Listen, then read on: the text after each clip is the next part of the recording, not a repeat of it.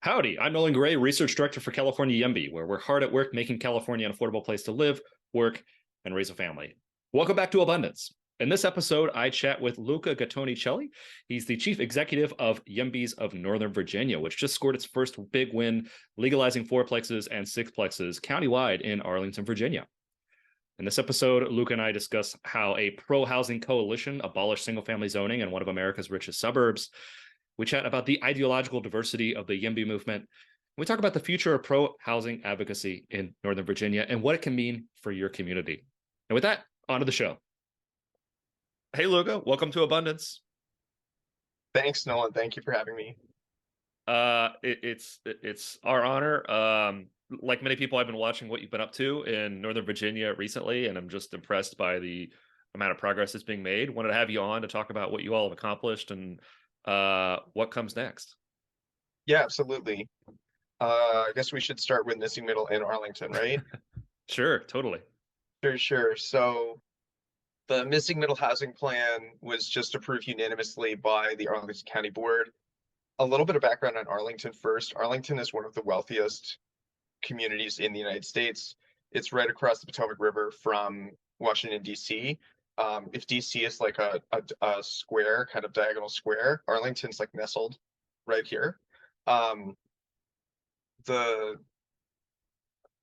it's also the smallest county physically, geographically in the United States. If you take out things like the Pentagon parking lot, which is huge and used to be a historical Black community that was kind of driven out, and the Arlington National Cemetery, you're left with only 16 square miles. It's also the world's kind of exemplar of transit-oriented development. The Orange Line corridor, where you used to work in Mercatus. And the last 3 years or so, it's been having a formal policy discussion and public engagement process about missing middle housing. The proposal, as enacted, I believe starting July 1st, would re-legalize multiplex housing and trios of townhomes as well, which is something that didn't get a lot of attention, but might turn out to be the most important part of the plan. It's mostly up to 4 units per lot. Some lots, there will be allowed up to 6 units per lot, which is a really big deal. It makes it one of the most ambitious missing middle housing reforms that's been passed yet. Certainly because of the headline number, that nice big 6 number. Also because, as your friend Emily Hamilton and my friend Emily Hamilton has talked about, great housing economist in Mercatus, and I can confirm this with my own eyes, Arlington has a very large envelope for single-family homes. These things look like barns. They're huge. I definitely saw one or two the first time and assumed that they were multifamily buildings. So that creates a lot of space for a multifamily small multiplexes, right? And the overall parameters of the plan are pretty good. I'm not really the details guy. I'm the cat herder mostly of my group, but and also I kind of limited my involvement somewhat deliberately because the people who are opponents of missing middle like hate the fact that I live in Alexandria, which is just down the way. I think the biggest negative of the plan in terms of things that were conceded, there's a cap of up to 58 units per year for 5 years. We were hoping that would only be 3. The sunset would be 3 years, but that was just not possible. It also has a geographic distribution feature based on zoning categories, which further complicates it and creates further regulatory uncertainty and administrative burden. Arlington's permitting office, I'm reliably informed, is also a hot mess. So like there's that bottleneck too. But it is a really important step. It's a really important victory on, if we zoom out, it's a fairly modest change, like most missing middle plans, because of the footprint and the envelope I talked about. If Emily is optimistic, that's good enough for me that it could actually produce some new homes. But it's also a first step, right? And we're going to have to allow, like, one day a 5-story apartment building will have to not be a big deal, or we are never going to fix this problem, basically. Yeah, well, let's get into some of the details there. So it's up to 6 units, and what's the qualifier there? Was it lot size or I believe it's lot size. Um, okay? and there was a lot of wrangling about that. Um, I will say about the parameters of the plan, specific things like parking could have been a lot worse than Mhm. we kind of initially were warned by, you know, I mean, this is politics, like everyone talks to everyone, right? But we kind of had a surprise assist from someone who's been a less a less reliable voice on the county board of the 5 members who kind of helped bring parking along. Um, the limitations on where uh the unlock coverage could have been like a lot worse. We kind of got a slightly nerfed version of the like likely outcome, the like viable, not terrible option in that area. I know that's not a great explanation. And I'm confident based on my conversations with different folks, including, I mean, I don't think this is going to surprise anyone, including like friendly voices on the board. I'm confident that there wasn't really a path to a stronger version of the plan. So that's really important because even though Arlington as a convention doesn't like to do split votes, the 5 member board likes to vote unanimously. It means that we didn't really leave anything on the table by having a unanimous vote. And you could see that if you like completely run out of things to do with your life, you can see that by watching how the procedural votes went along the way and the deliberations on different options and parameters went as they were discussing. Nothing more ambitious had 3 votes behind it. So that's why you don't see it in the final product. It ended up being a 3-2 vote. Well, so there were a number of 3-2 votes along the way on Oh, specific okay. items within the plan. The plan itself was approved unanimously, and so um, this is an interest like a teachable moment for everyone because uh, it was not. I mean, we were expecting it to be a split vote, and that would have been somewhat unusual for Arlington, not unusual for doing like a big, important, somewhat controversial change, right? Unanimity in government is not always is like not that we have that problem right now at the federal level, but it's not always a good thing. It usually signals complacency. Like for the reasons I mentioned before, I think we did get the strongest outcome we could have. Um, and of course, people who were members of the board who we were not sure about, and it was easy to imagine might have ended up voting against it if it had been a really strong package. They ended up voting for it, talking about how important it was, and that's okay because our parent organization, YIMBY Action, they have a board member named Ernest Brown, and Ernest likes to say, "You want to create a parade that politicians jump in front of." So if they, that's really validation that housing policy, like abundant housing policy, is not only good policy, but it's good politics. And we're working hard to make sure that it stays that way.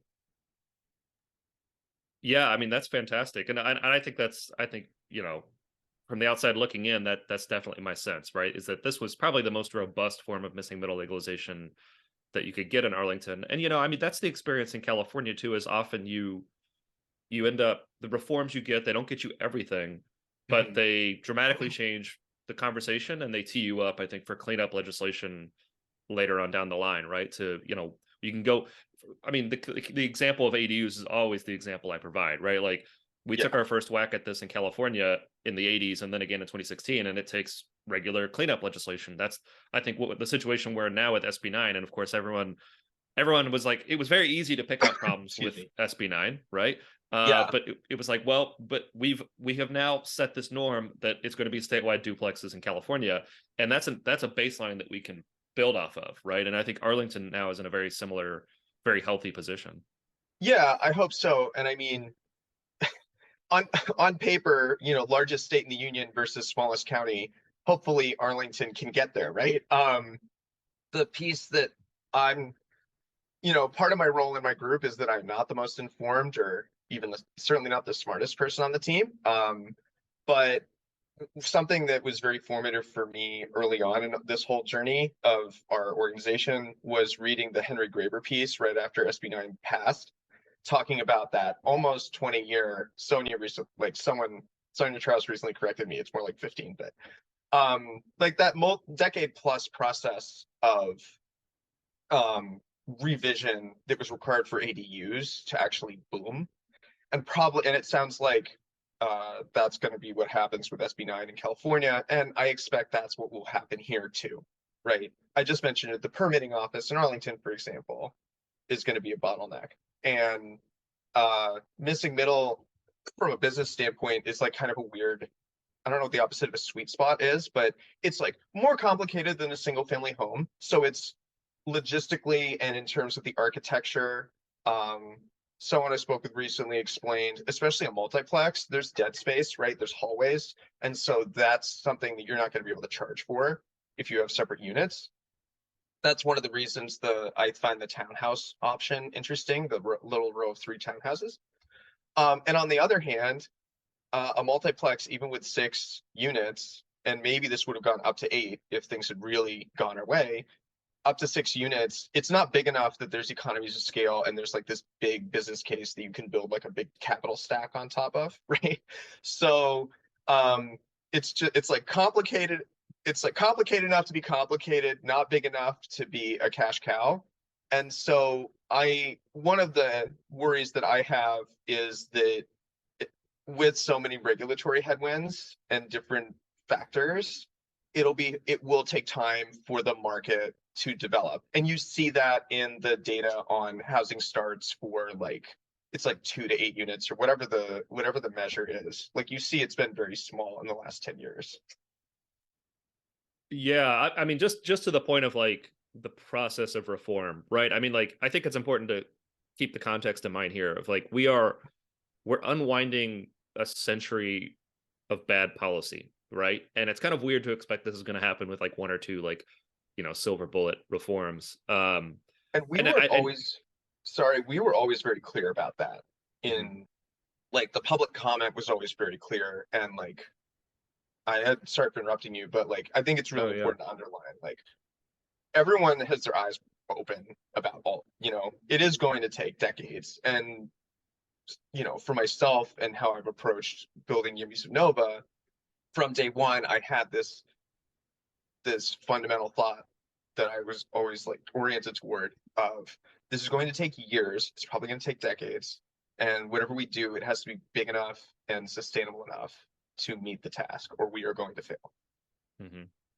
Well, and you were raising a point there, which I think is also important, which is you can get even when you get some of these reforms through, it takes time for the market to figure out, what's happened, right? I mean, so like with the typology like ADUs, those things were already getting built in some context and like generally without like permits necessarily.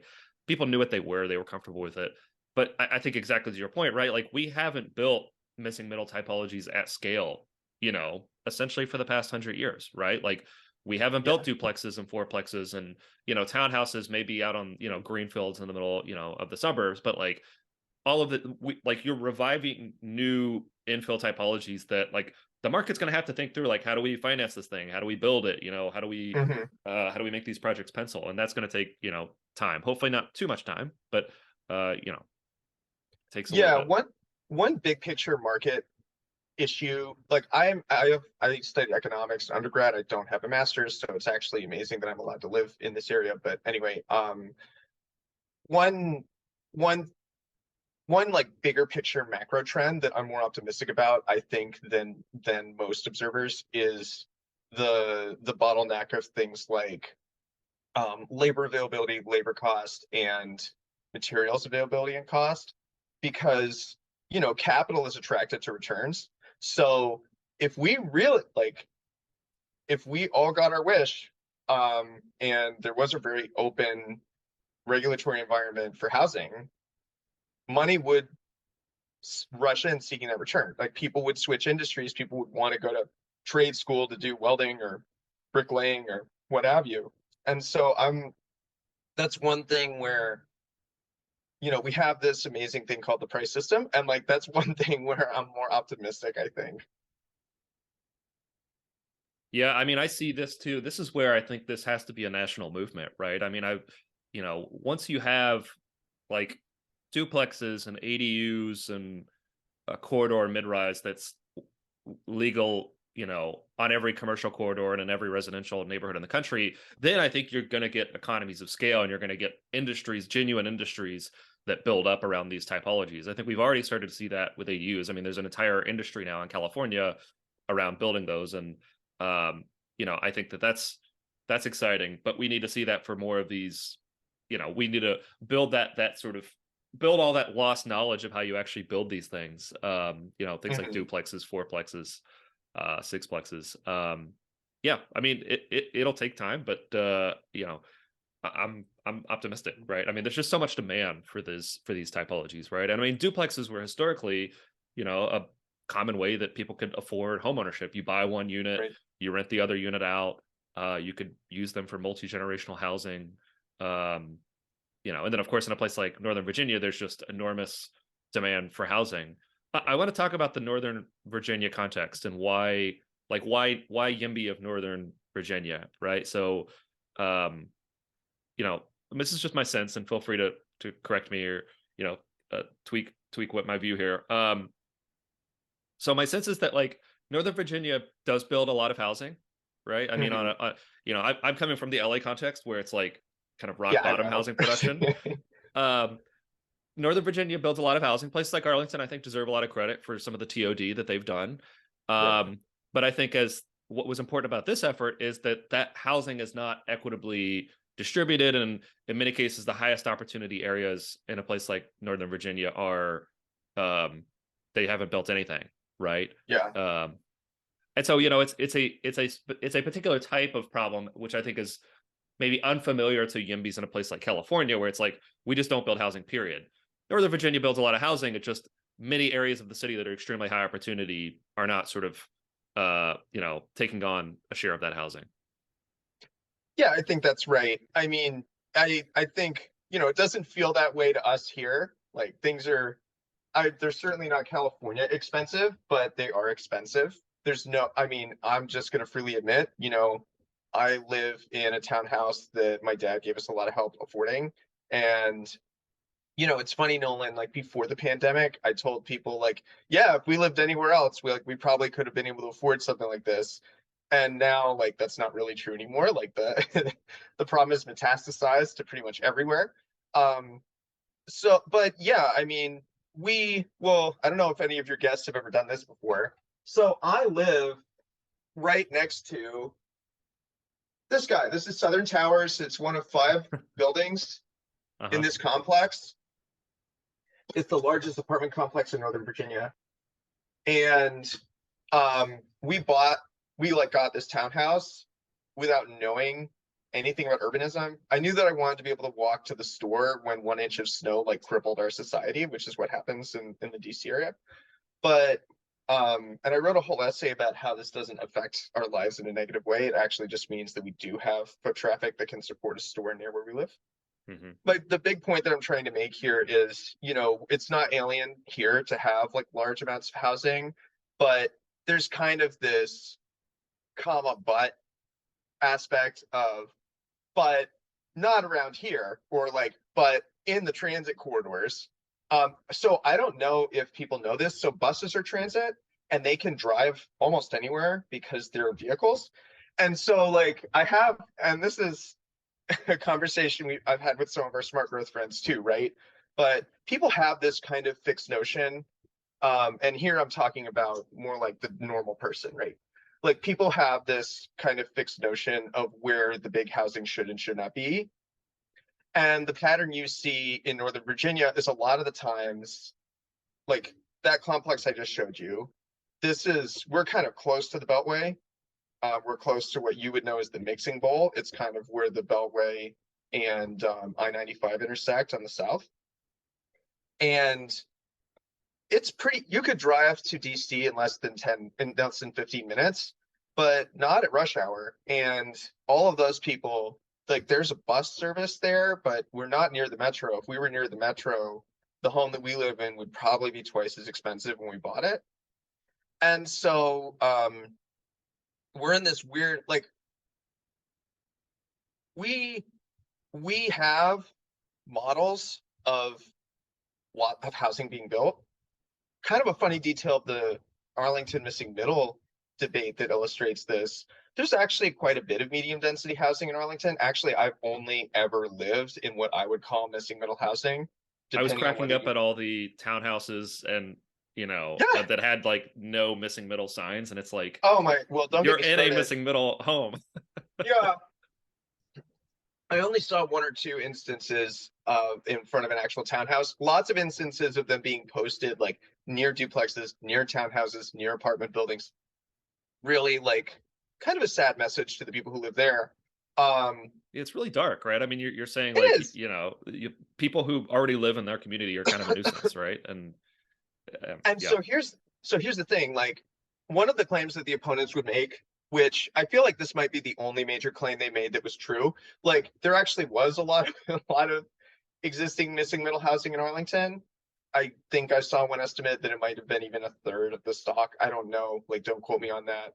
My point here is one, that's great. What's wrong with more? Spoiler alert, nothing. Two, if all of that hadn't been grandfathered in, because the thing is, if that burned down, I don't think you'd be allowed to rebuild it. So Aurora Highlands near Pentagon City is kind of a good example. It's sort of walking distance to Pentagon City Metro. It's very close to Amazon HQ2. It's like a hotbed of NIMBY sentiment, and it's pocketed. There's lots of like, I took a picture of a triplex with an ADU in the back. It had 4 mailboxes, right? And so Arlington would not function if those things did not exist, right? Like if we all of a sudden said, hey, one family per lot, I mean, it would be a disaster. And so there is like there is some weird mental gymnastics going on. This kind of contradiction between like what is here, what has worked pretty well for our region, and like what people have a tolerance for. And like you said, I mean, it sends a weird message to the people who use that type of housing to live here, right? Like I lived in a quadplex in Arlington. It was great. The only thing that was really wrong with it was that the walls were thin, not hearing my neighbors, but just hearing cars drive by because it was so old and the walls were thin. But like I I've never wanted to live in a high rise. Like I get why people don't want to, but that middle option is really missing for a lot of people.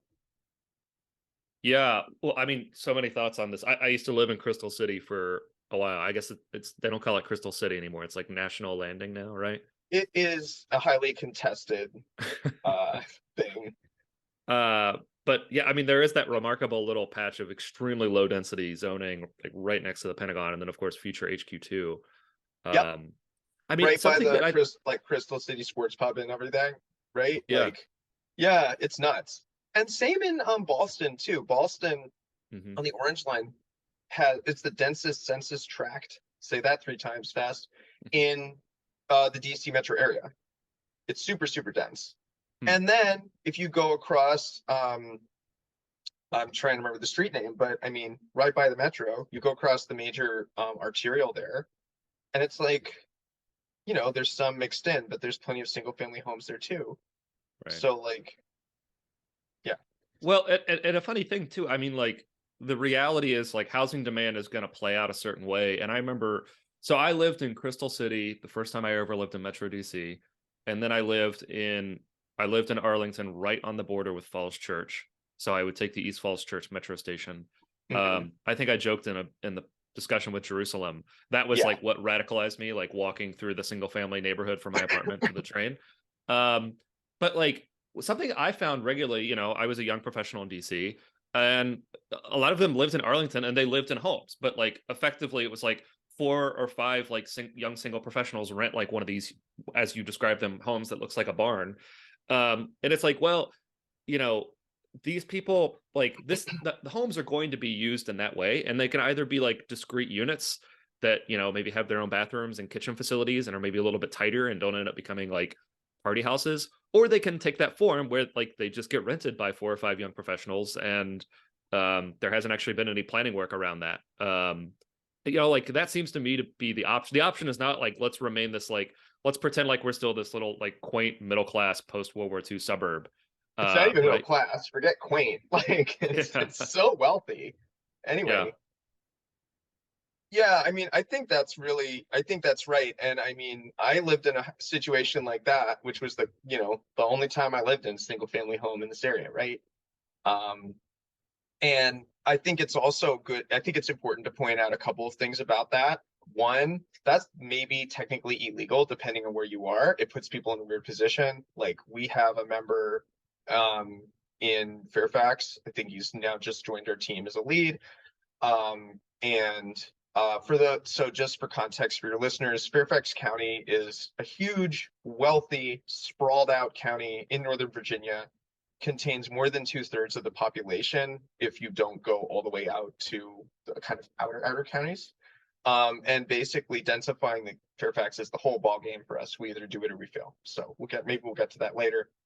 Back to our friend in Fairfax, when he was a George Mason University student, he and a bunch of other guys lived in a home as renters, and I think it was like a limit of 4 people who could be on a lease, and so like it was like a little sketchy, and like it meant probably that they were less legally protected than they would have been otherwise, right?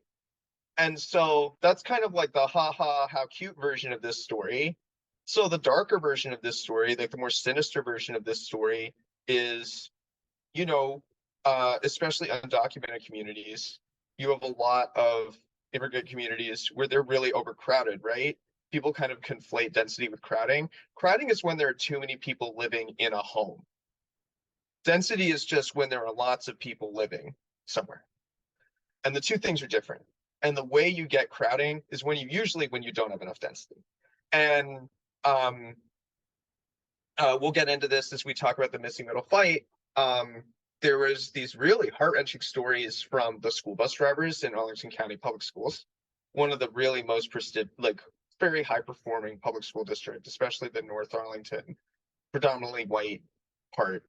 I'll just leave that there. There's like some inequality issues there.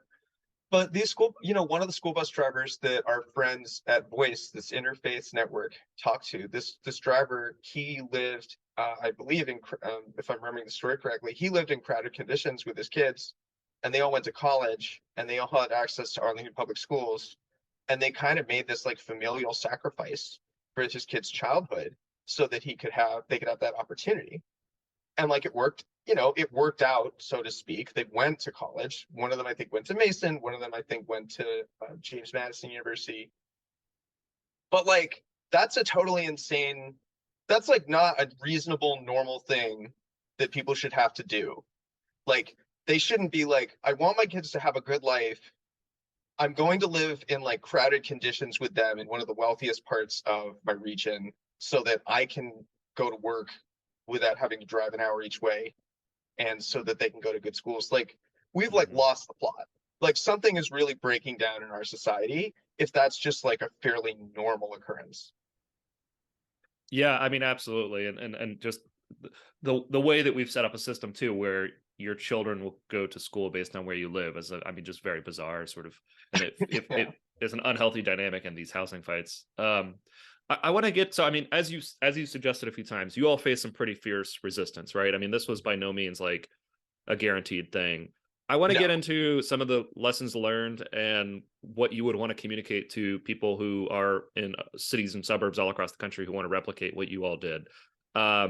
So, take it however you like. I mean, how did you overcome that opposition? What would you have done differently?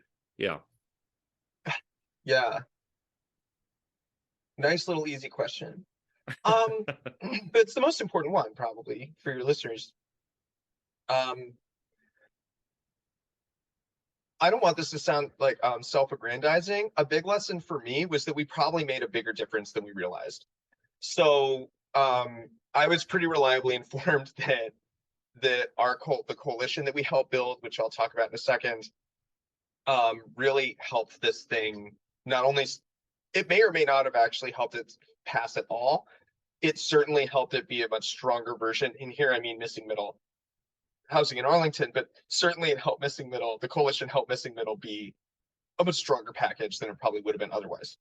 I'm happy to brag about this. We outnumbered the opposition at most of the key hearings at the end, including the final planning commission hearing, which the planning commission went like way better than we thought it would. I mean, we pretty much ran the table there. Although, as usual, like you get a big victory and then like somehow you wonder how much it translates, right? The planning commission didn't have any formal power, but I mean, this is going to sound so like ticky-tacky to people who like, this is the kind of stuff we sweat about, right? Like the procedural vote with planning commission was like not very good and set us up like really badly, but like we kind of had to come back. The bigger point I'm making here is we outnumbered the opposition, and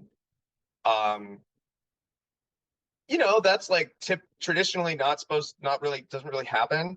The way we did that, I guess this is a good transition to like what we actually did and how we made it work. So we worked very, very hard to assemble a coalition of groups around this, and centering ourselves as YIMBYs wasn't necessarily like, that wasn't really part of the strategy. When the NAACP wanted to talk about the racist history of zoning and housing policy, hand on the mic, like let them go, right? Like no one, when this president of the Sierra Club wanted to work with us, when the chair of their land use committee would talk about how sprawl was the enemy and how missing middle was part of the solution, I'm never going to make that argument with more, or we will never make that argument with more credibility than the Sierra Club. And then, so like, just to kind of back up for a second, the three main groups that led the charge for missing middle housing in Arlington were YIMBYs of Nova, so us, NAACP Arlington branch, and Voice, which is a big interfaith group. I'm going to go like kind of quickly through like each one's role. So we were kind of like the connective tissue. I personally, reached out to Voice and we, myself and some colleagues, friends from YIMBYs of Nova went to a housing committee meeting with the NAACP. And, we brought people in. I think it's okay for me to say this. When I was going back and forth politely with the Sierra Club, they had some questions. They had some things they wanted to talk through. And my attitude was like, respectfully talk to them, like give them my perspective, and then just like kind of, which is not in my nature, but just kind of like sit back and like, they'll make up their mind, right? One of like the bigger things about our ethos that I think is important as YIMBYs in Northern Virginia, our attitude is kind of like, we're doing our thing. We're focused on housing supply. We like advocate very strongly for committed, affordable, or subsidized housing as well. Like, but we're kind of doing our thing. If you want to be part of that, great. If you don't, that's okay too. That's really up to you. And when we were approaching potential allies, we did it with an attitude, right, of humility, and knowing that they were the domain experts, and knowing that, especially in the case of the NAACP, like they had the moral authority. I wasn't gonna like tell the NAACP what to do or think, like that would be wrong, and also probably would blow up in my face. And the kind of, one of the things I always tried to convey to people was, we want to help you get what you want. NAACP, you want to get rid of racist housing laws? Like, we do too. Sierra Club, you want to fight sprawl? Like, we're your best friend. And Voice, very focused on social justice. Unfortunately, housing is a social justice issue, right? So, we were kind of the connective tissue. NAACP brought the moral authority, honestly, the prestige of being the NAACP. If you told me, as someone growing up, I grew up in South Carolina, and I had an appropriate level of like awe and respect for the NAACP. And so if you told like 10-year-old me, like, hey, you're gonna like work with people who are part of that organization in an extended way, I would have thought that was really cool, and I still do. I still think it's really cool. A lot of the leaders of the NAACP, like individual leaders, were very vocal. And one of them now is running for county board, and he's like always been very direct about his support for missing middle, which I personally think is great, obviously. And then there's Voice.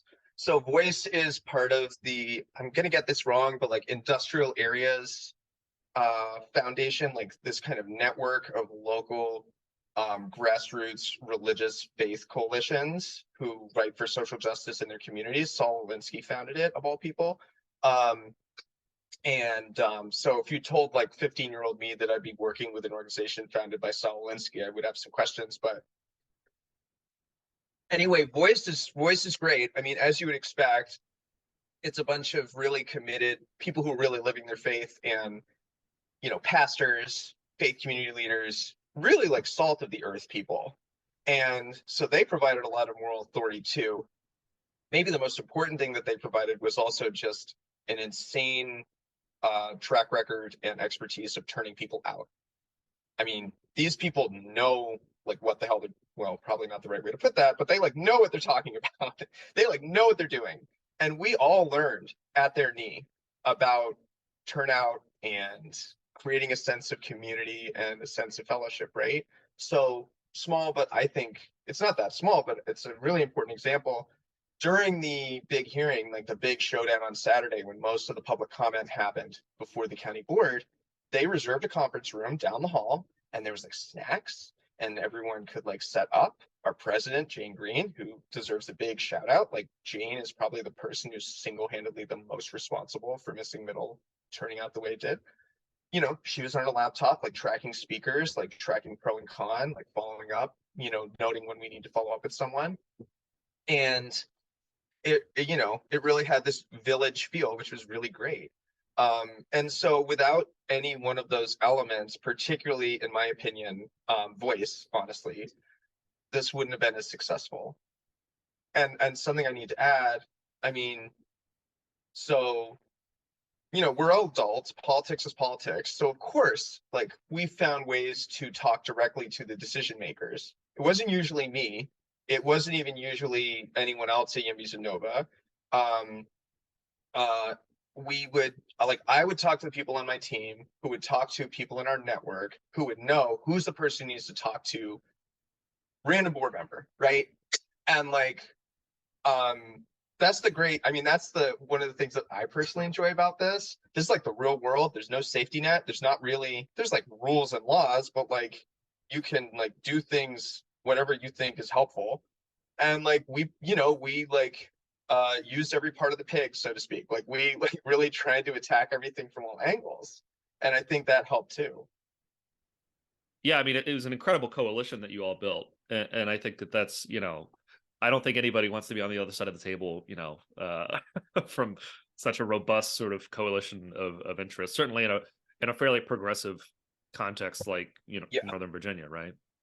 absolutely, no question. I think the thing that we struggled with, strategically, politically, was the party elders in the Arlington County Democratic Party were very, very nervous and very like did not have a lot of confidence about this like new.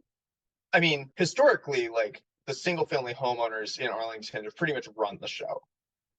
And as I'm sure you have talked, written about ad nauseum, like I know you have, there's like this certain moment in where all of a sudden, even like the most progressive, the most blue area person, all of a sudden, like we're talking about their neighborhood and like a totally different side comes out, right?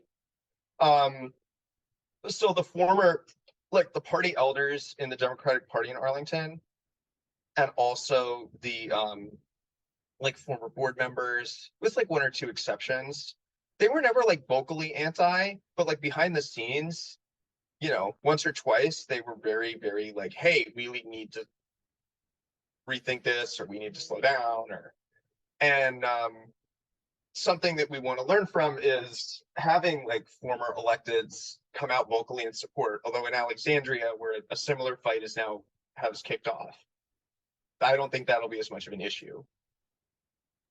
Well, let's pivot there. I mean, so the future, right? Northern Virginia is much bigger than just Arlington. You mentioned Fairfax, which is absolutely massive. It's huge. You know, Falls Church, Alexandria. What's next? What do you all see as sort of the next big victories here? Okay, deep breath. Lots going on. So I'll well, so in Arlington, we want to find a way to. We have an email list in Arlington alone of about 500 people now and growing. So, that gives us a base to have volunteers for campaigns and also a voting block of sorts, hopefully. And so we're finding ways to be involved with the Arlington County Board race, the Democratic primary, that is to say, although I kind of repeat myself. It is Arlington after all. Plan Langston Boulevard is an upzoning plan for the Northern Arterial Road, formerly Lee Highway. Fun side note, one of the opposition groups was the unreconstructed Washington Lee High School Alumni Association. The school's changed its name. They have not. I will let you draw your own conclusions. Anyway, Oh, geez. people in California listening to this right now are like, what? Anyway, so Plan Langston Boulevard is a big deal. On paper, it's probably a much bigger deal than Missing Middle. It could be in the neighborhood of 10,000 new homes, not quite. Housing has also been not as central to that debate, and it might be better to not keep it that way. Hopefully, like, not too many random people in Arlington listen to this podcast, but I don't think we have a big NIMBY audience quite yet, but okay. Watch out. Yeah, like we kind of, like I alluded to before, we need to figure out when it makes sense to center ourselves or not, and maybe center our issue or not. The things that people who live in that area like about that plan are there will be like trees, it'll make the street cute, it'll be safer for their kids, and if we were to tell them like, yeah, well, this is all about the 10,000 homes, like it might backfire. That's a really, really smart point, actually. I mean, sometimes your housing advocacy doesn't necessarily always have to center housing, right? I mean, that's a really, interesting point. I'm trying to think of other. I just want to say visibility and influence are two different things. And I think people need to understand that. Politics is, I am not the right spokesperson for a social justice movement. I'm just not, right? But but our organization can still be helpful to our partners. Mm-hmm. Right. I mean, knowing when to let, a coalition partner lead on an issue, or, I mean, knowing what arguments connect with people, right? So for a certain corridor, here in LA, I think there are groups that are very effectively organizing around reimagining some of our major boulevards. And the housing shortage in Los Angeles isn't really centered in that. It's much more, I think, exactly what you're talking about with Langston Corridor, if I remember correctly. I'd say, I think that's right. Wouldn't it be nice if these were beautiful boulevards that were multimodal and had nice shops and trees and people, I think, intuitively are like, cool. But if you led with wouldn't it be great if we had 25,000 new housing units along Pico Boulevard? People are going to be like, no, I don't want that. That kind of freaks me out, right? Right. Yeah. And I mean, your background is the LA skyline, right? I mean, you have a missing middle problem too. There's not much. It's kind of an L-shaped skyline. Yeah, I think that's right, Nolan.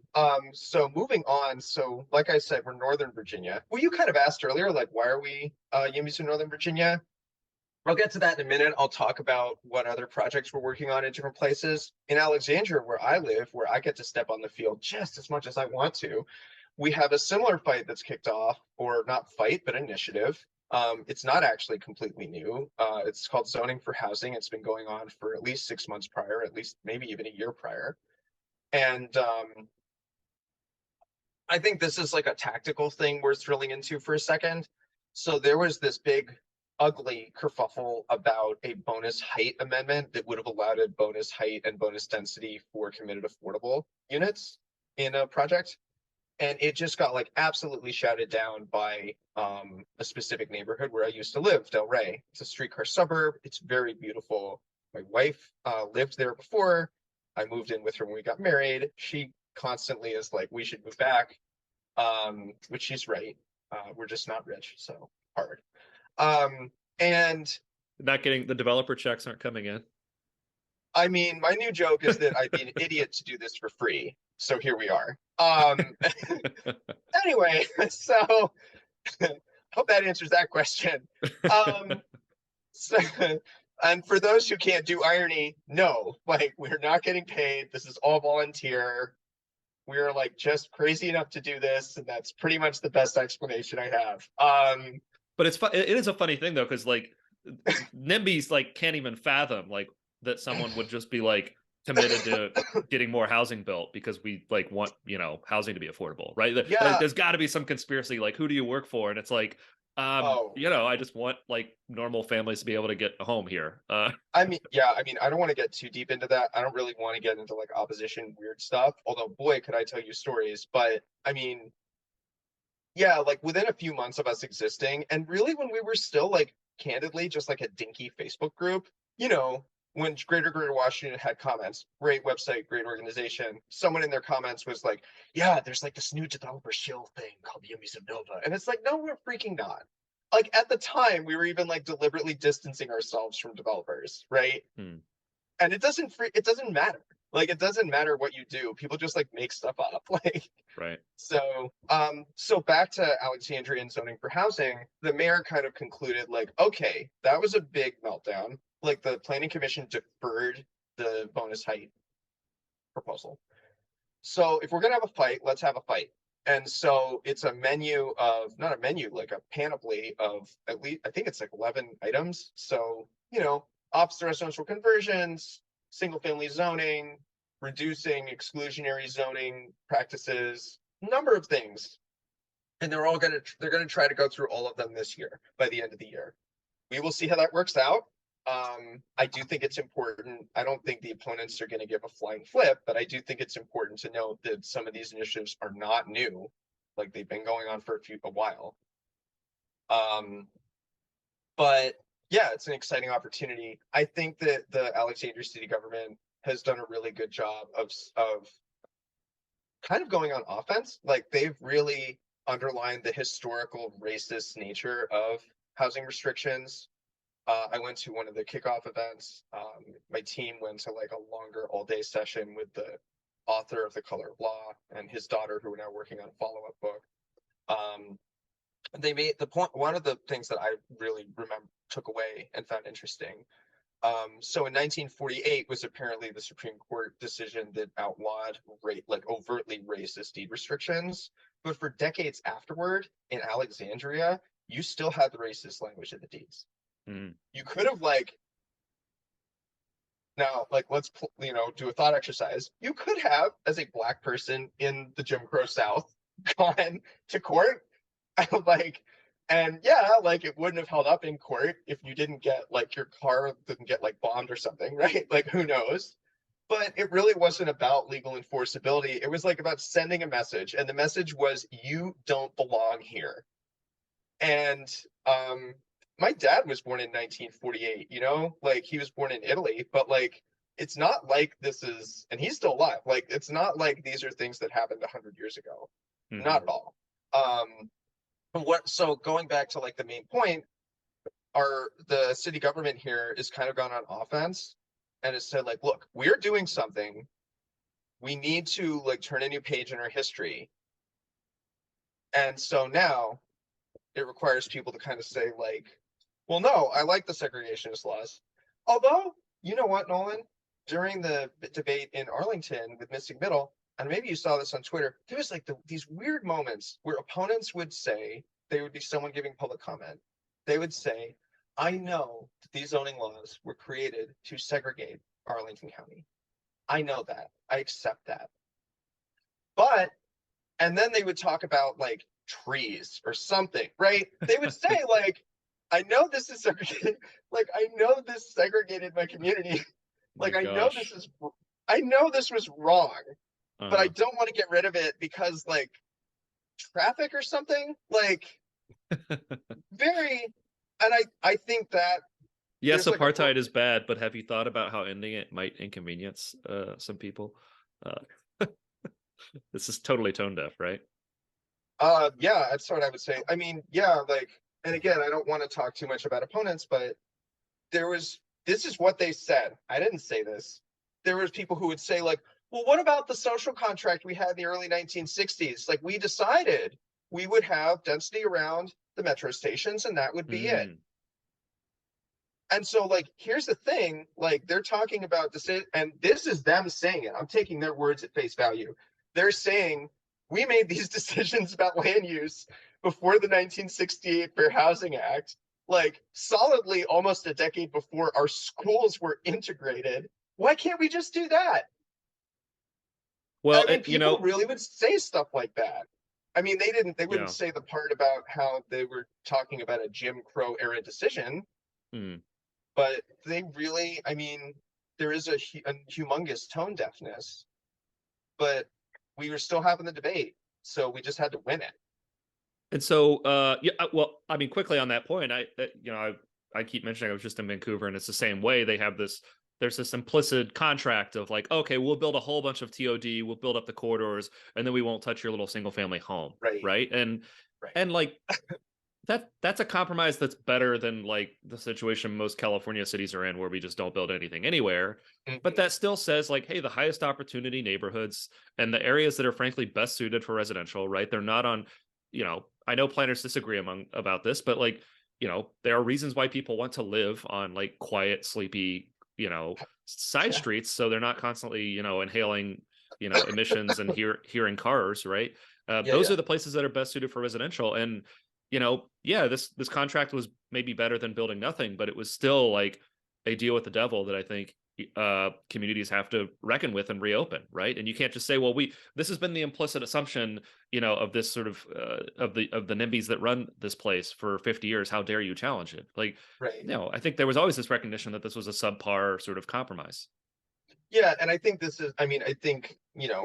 maybe this is a little repetitive, but like that's exactly the dynamic in Arlington as well. Like there was that social contract where we keep density in the corridors where the metro is. The metro is the subway for folks who don't know.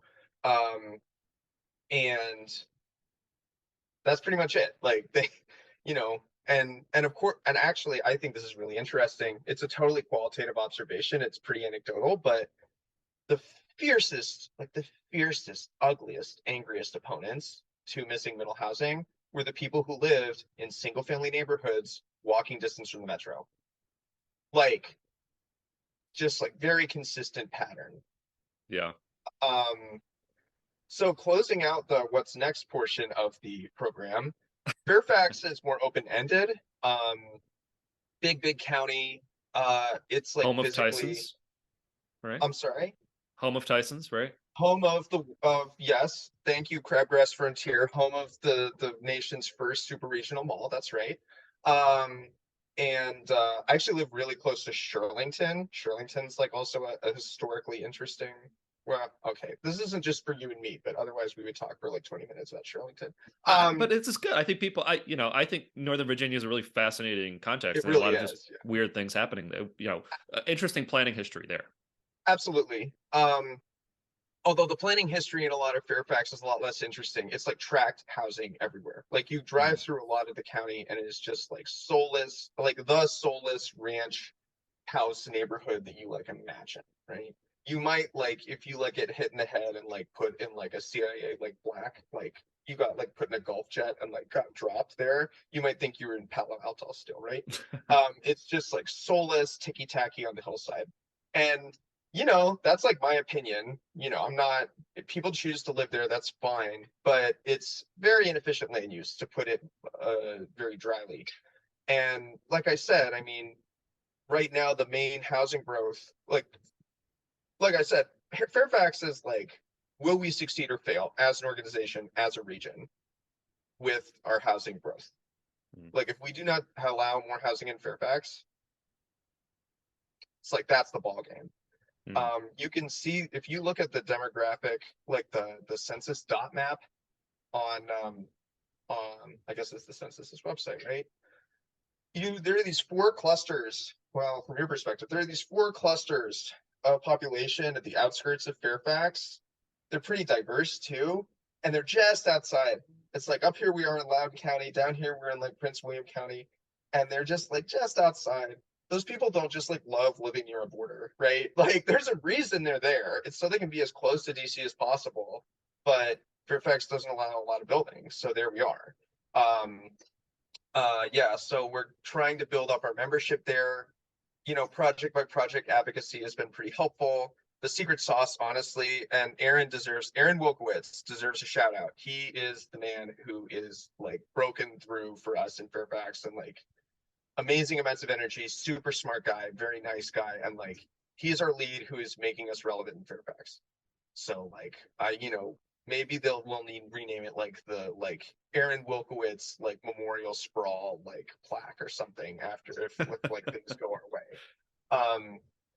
And then Falls Church City is really interesting for a few reasons. It's super tiny, only 2.4 square miles. It's an independent city. I was told by the vice mayor who wants to do missing middle eventually. I don't think that's a secret.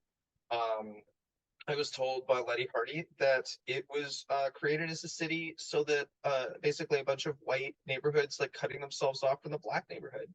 And you mentioned I think you mentioned East Falls Church metro station.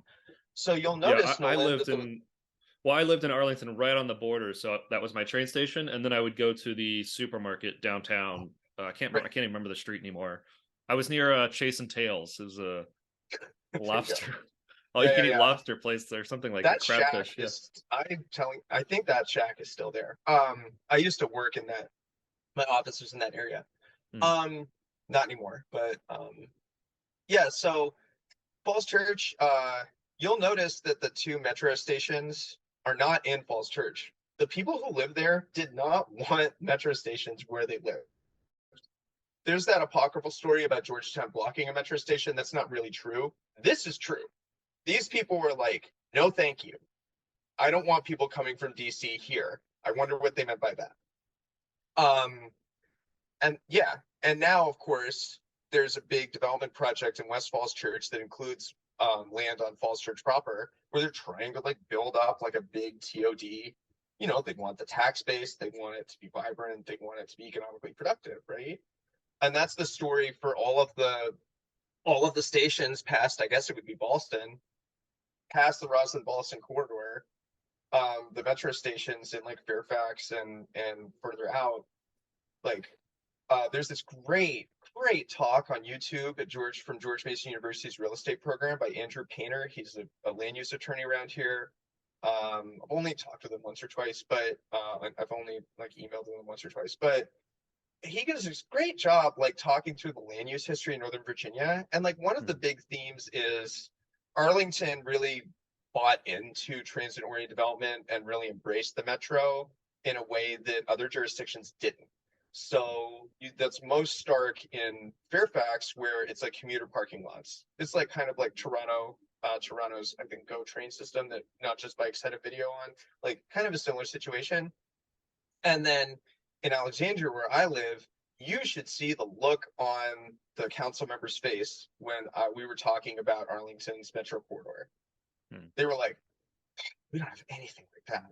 Because the tax base from the metro corridor, like, probably just fun. I mean, Arlington has, it's a very nice county with very nice public spending on a lot of different things. And they have all kinds of different departments in their government and all this stuff.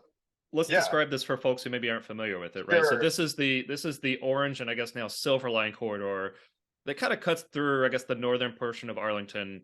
Yep. And my understanding was that the city or the county had to kick in some money, and part of how they made that work was they were like, we're going to do intensive development and collect revenue from this. So, I mean, so as you mentioned, I was working at Mercatus for a little while, and now the corridor is lined with high rises, right? Some office, some multifamily.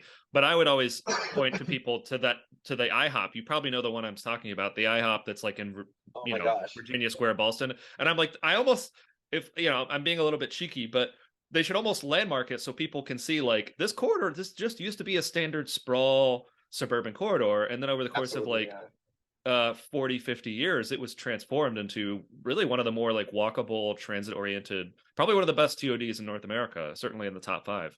Oh yeah, for sure. I mean, the people, like folks around here, like, urbanist luminaries in this region, they'll happily say it's like the world's leading example, right? The Wikipedia article, there's like a picture of Ballston in like the top, I think it's certainly the Orange Line corridor for the article about TOD. I like, this is kind of a hot take, and by hot take I mean I might just be making it up. I'm just like a guy, but I think probably the secret sauce of that corridor, obviously the metro is really important, but it's a really great illustration of what happens when you just like let a place grow, in my opinion. Like that's so like the most special, unique things about that place are things that the market just kind of did. Like, like no, people weren't like saying like, okay, well this building should be here and this building should we be here, right? Like to get, I don't want to get like too free marketing for your audience, although I don't know, it's up to you. You can like gong me, but like most of what urbanists want to happen, the good things that urbanists want to happen, wouldn't. It's complicated with transportation planning and design and street design, but like if we're talking about housing and development of buildings, that's just the market. Like that is, there's no, not a dime of taxpayer money has to go into that, right? And I think that's something that people kind of miss. Like it's something that frustrates me about people who are like, oh, this is like a conspiracy and the government this, and you want people to work. No. Like that is, places grow organically if we let them, right? Like nobody like decided that Hong Kong would look the way that it did. And I know that's extreme example, but like the British were not like smoking their pipe like, yeah, we're gonna like create the financial capital of Asia. Like no one predicted that. Like I don't think. So like, yeah, the TOD in Arlington to me isn't just a great example of trains are cool. It's like an example of let a place grow. And the kind of, before I like rudely interrupted myself 3 tangents ago, like the thing about Arlington that makes its public finances work is that they have this ridiculous tax base of from the corridors, right? Like the single family neighborhoods, and you know, not even like the office buildings can do that by themselves. You have like a bunch of young single people living in an apartment, paying their taxes, not consuming a lot of services. And if you make it, if the region makes it so that like people like that can't live there, their tax dollars are not going to be able to subsidize everyone else at a local. Yeah, I mean, this is kind of the funny thing, you know. We're on tangents, but that's okay. Like these are good. I mean, this, because there's a lot of fiscal zoning, like basically misinformation out there, right? Like I think, you know, every now and then I'll be in a community and like, hey, you should, you know, legalize some corridor multifamily, right? And they'll say, well, that's going to be a huge fiscal drain, you know, having all these renters. And I'm thinking like, you know, when was the last time you ran any of these numbers, right? And of course, exactly to your point, right? Like a big giant building, what do they call them? Like yuppie fish bowls, right? Like yuppie a big giant tanks. Yeah, yuppie fish tanks, right? A big giant building of like single young professionals, like exactly to your point, that's like a lot of tax revenue, property taxes, sales, if you have a local income tax, that's like free money. And then of course these people don't consume public service. They don't consume the ultimate public service, which is local public education. And you know, it's kind of interesting that I think some jurisdictions have, I think in many Northern Virginia jurisdictions have figured that out, right? Oh, this is actually like free money.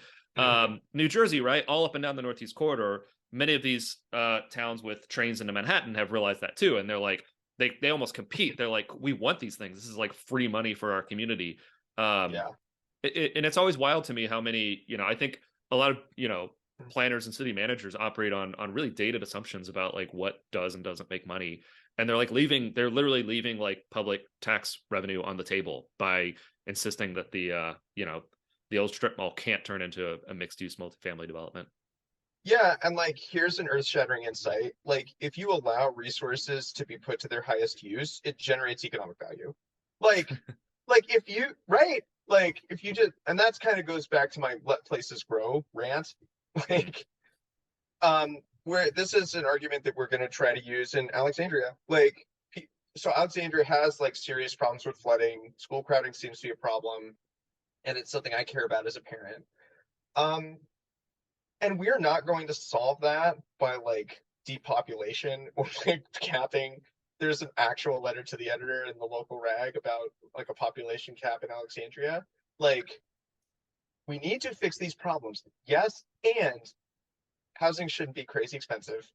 And like if schools are crowded, the answer isn't like less children. That's insane. Like schools exist to serve children, right? Right. I think.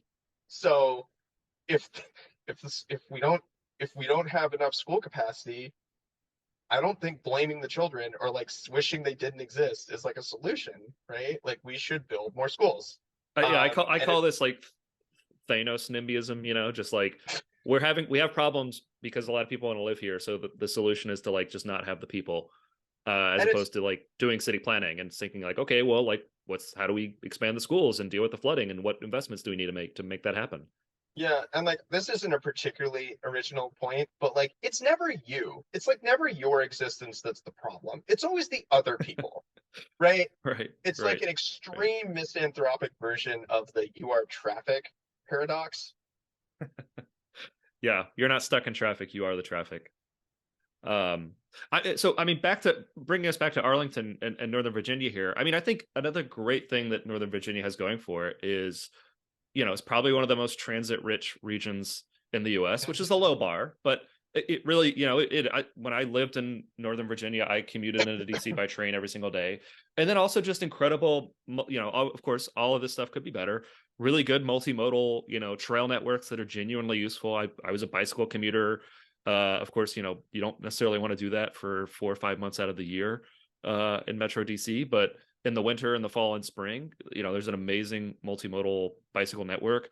So I mean, the physical planning work that's been done, certainly in the closer in suburbs, is amazing. Yeah, As I'm saying this, I'm like having nightmare flashbacks to like Seven Corners and the like really, really difficult physical planning situation in places like Fairfax, where it's like all of these old country roads that then became like major corridors, right. and there's no grid or there's no sort of broader mobility plan. It's just kind of it's fascinating because I think within Northern Virginia you have some of the best physical planning in North America, and then probably some of the worst. Yeah, that's true. I mean, in terms of a policy explanation, so VDOT, which is Virginia's Department of Transportation, VDOT controls the roads and the road design and the street design in Fairfax. So even when the county wants to do better stuff, often VDOT is just like, well, level of service, right? Um, and so Alexandria and Arlington control their roads. Um, but you were talking about the connectivity of the grid. I think in Arlington that's true. Maybe I'm being a little spoiled here, but Alexandria's connectivity, especially east-west, and like I don't know, but like east-west, it's not great. It makes it really, it's like it'll be like a real challenge to figure out how to make an east-west bike connection that makes sense. Yeah, but I think you're right that we're spoiled. I think that a great illustration of this is the contrast I saw. I did the classic cliche thing of like Great American Road Trip last summer, and we like saw Detroit, went through Indianapolis for a night, all saw different types of places, Akron, like suburban Akron, and in all these places, I was struck by the lack of vitality, especially if like in the middle of nowhere in Indiana, right? It's like a small town. That's not like a place with a lot of opportunity. And like it's important that if people want to be able to leave that place that they can. I know that sounds a little harsh, but like, you know, I don't think it's usually the people who don't live in places like that who are like, they should stay and revitalize that. Okay, well, you move to the middle of nowhere, Indiana, then, right? But you're not going to do that, are you? Um, it was interesting to see like when coming back home, and YIMBY has given me a really big sense of home and place, which I really cherish. The big buildings and the big apartment buildings in Northern Virginia are really different from what you see in other suburbs. And that's probably the source of our strength and the source of our vitality. It's also a signal that people want to be here and Hmm. contribute, and like we should let them. I mean, this podcast is called Abundance, and I do think we need an abundance mentality about people. I mean, if I like my kind of nugget right now, the thing, there's all these different ways to boil this down, right? Like build homes near jobs. To me, we need to have a model of growth where people are able to view each other as an opportunity or as a person of faith, for me, as a blessing rather than a threat or a blight or basically a cancer, which is what we have now. I wrote a piece about that in Addison Del Mestro's blog, which you may have seen. I mean, to me, that's like a big question. And it's like a moral question too, right? Like, can we have a situation where we just don't view each other as this horrible burden? Right. I mean, I think that's beautifully put. And I mean, I think this gets to the whole idea of, one way that many YIMBY groups brand, right? Neighbors for more neighbors, right? Like, Mm-hmm. I think you're exactly right that it is a blessing to have a lot of different people around you with different experiences that can enrich enrich your life, and you can do the same for them.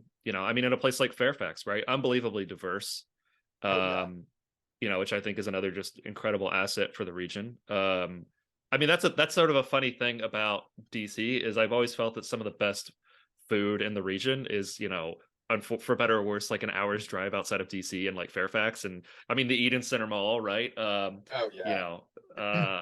know, or just the random, Ethiopian or Vietnamese or Korean food just in the middle.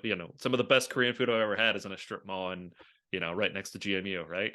Mhm. Absolutely. Absolutely. And the cultural diversity of our region is probably the thing. It's one I'm like willing to bet. I haven't like fully looked it up, but like I'm willing to bet we have one of the most culturally diverse regions in the country. Mhm. There's probably only like a small handful of other places where you could get like great Ethiopian food and great Vietnamese food and whatever. And I know I sound like just like a white guy who's like fetishizing other cultures' food, but like it's more than that, right? I mean, George Mason University is one of the most diverse universities in the country in student base. A lot of the students come from Fairfax too. It's Mhm. it's it's often a commuter school, right? One of the reasons is that they don't have good student housing, but it's also that it attracts local students. And that's a huge asset to GMU. Um, and yeah, I mean, yeah, I love living here. Addison had a piece. My my my acquaintance Addison had a piece I'm a about. big Addison fan. Yeah, folks should Oh, me check out his too. Substack. Great guy, really good guy. He had a piece basically saying like Northern Virginia is a place. It's like really hard to argue that it isn't between like the diversity, the history. Mount Vernon is here. Alexandria's port apparently was a big anchoring factor in where the capital was located. Like, and I mean, no place takes itself more seriously in terms of history than Virginia. Like, if you go to Richmond, you would think it was like actually like Rome was interesting, but um yeah, I mean, this is a real place. I love living here. I want to, and I don't think that having more people live here would make it worse. And the reason I know that is because of I live right by these giant buildings and it's fine with a capital F. Like, it's not, I mean, hearing people like have the vapors about a 6 unit building in their neighborhood, like people just don't know. They fundamentally don't know what they're talking about. Hmm. Like they fundamentally do not understand what they are talking about. Like what they're imagining, the experience that they're imagining, that would not happen. Right, right. And then they seem to ignore the very real costs of the status quo, right? I mean, I'm Yeah, sure that in Northern Virginia, as in many regions, right, you have a growing problem of overcrowding, which I mean, here right. in LA is very extreme and made us uniquely susceptible to COVID-19 because you had many people who were doubling and tripling up. Oh, And the rise of supercommuters, right? I mean, people who it's kind of a peculiar way to people who are commuting more than an hour, you know, hour and a half, 2 hours both ways. I mean, mm-hmm. those are trends that, you know, everyone likes to complain about the like hypothetical mild inconvenience of somebody might park in front of your house, or you might at some point have a noisy neighbor, right? But then like, well, look like around you, like we there Right. are crises that are happening because we're not doing anything, right? And it's people don't get to spend any time with their family because they're commuting for 2 hours every day, or people are forced to live on couches of loved ones because they can't afford their own apartment. I think people Absolutely. are very Yeah. callous about some of those real crises that get ignored. Yeah, I'm really glad you brought that up. I actually kind of have a question for you. So one of my observations as an outsider, not someone from California, and really like not to mention the Bay, which is like its own thing. Um, it seemed one of the lessons I'm kind of drawing from that whole situation is that even when things reach a true crisis level where you have like, and this is, I'm not like dehumanizing these people and I'm not saying it's their fault, but like tent cities in the parks, people like literally pooping in the street. Um, that's not enough for people to say like, huh, we should fix this. Like, you know, I was at a conference recently and with a bunch of people from the Bay Area, and one of them was talking about how, oh yeah, my like little city that I live in, people are like rabidly against this apartment building, as if it's like, you know, the clash of civilizations or something. And yeah, I'm so a lesson learned for me. Well, going back to Arlington for a second, us having a very positive vision and really like talking about what we believed in and being positive and not engaging in back and forth, I think was really helpful. I was told by multiple people, like you all staying positive has been really important. I think it's also a practical necessity though, right? Like you're never going, it doesn't seem like you're ever going to shame people into fixing things. What do you think Right. about that? No, I mean, I completely agree. Of course, you encounter people who are articulating some very vile, selfish, sometimes even segregationist language at some of these meetings, and I think it's easy to lash out. But I think you have to remember that you're arguing for the audience, right? And you're not going to convince that person, the person who is so opposed to new housing that they're showing up at the meeting and speaking opposed in opposition. Yeah. That person's not going to change their mind. They're done. And this is actually like a YIMBY organizing thing. I think YIMBYs have figured this out. If you can get someone who maybe they're interested in housing reform or zoning reform to go testify, once you've testified, you're on it, right? Like if you've testified in a public way, yeah, that is your view and you're sticking to it. But that also works in reverse. So, with that person, I try to remember you're not arguing for that person, you're arguing for the people who are watching you all have this discussion. And I think if you respond to nastiness and hatefulness in kind, you don't look much better than that person. But I think if you keep the moral high ground and if you center, hey, we have a humanitarian crisis, we have crises of homelessness, we have folks who are spending half of their income on rent, we have folks who don't have a path to homeownership. We want to live in and I think the positive framing is really important. I mean, the way I put these things very often is choice, housing choice. Don't you want like choice? The system that we have today in the modern American city is you only get a detached single family home, and where you live is determined by how far out you have to drive before you can afford one. That is like literally the choice before someone in Metro LA, right? Because there's just almost no stock of like condos and townhouses. Right. But wouldn't it be nice to be able to make that trade-off of like, well, I would be happy with a smaller unit closer to my job, or, when I'm a young professional, maybe with, when I don't have children, I might like to live in a smaller unit, but then I want to be able to upgrade to a townhouse within my community, or retirees, right? I think this is something that's happened in California is a lot of people who maybe are the beneficiaries of the status quo, they owned a home and they're fabulously wealthy. They have all this housing wealth, right?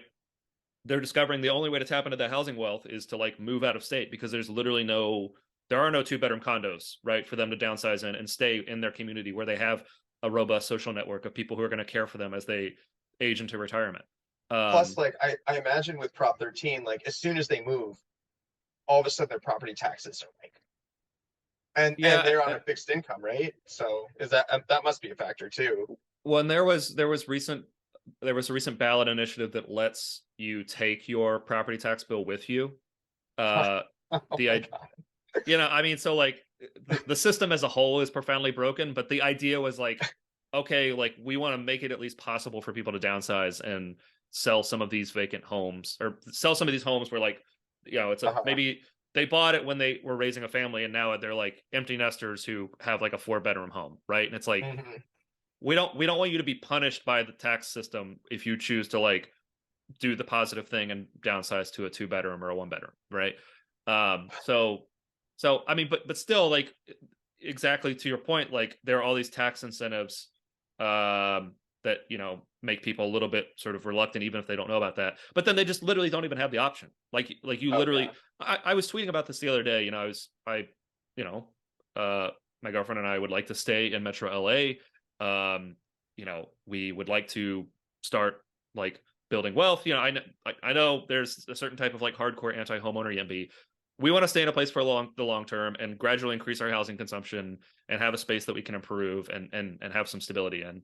And I tweet about like how frustrating it is to live in a place, demoralizing to live in a place where you don't have a path to homeownership, right? You don't have a path to like permanent long-term stability, housing stability.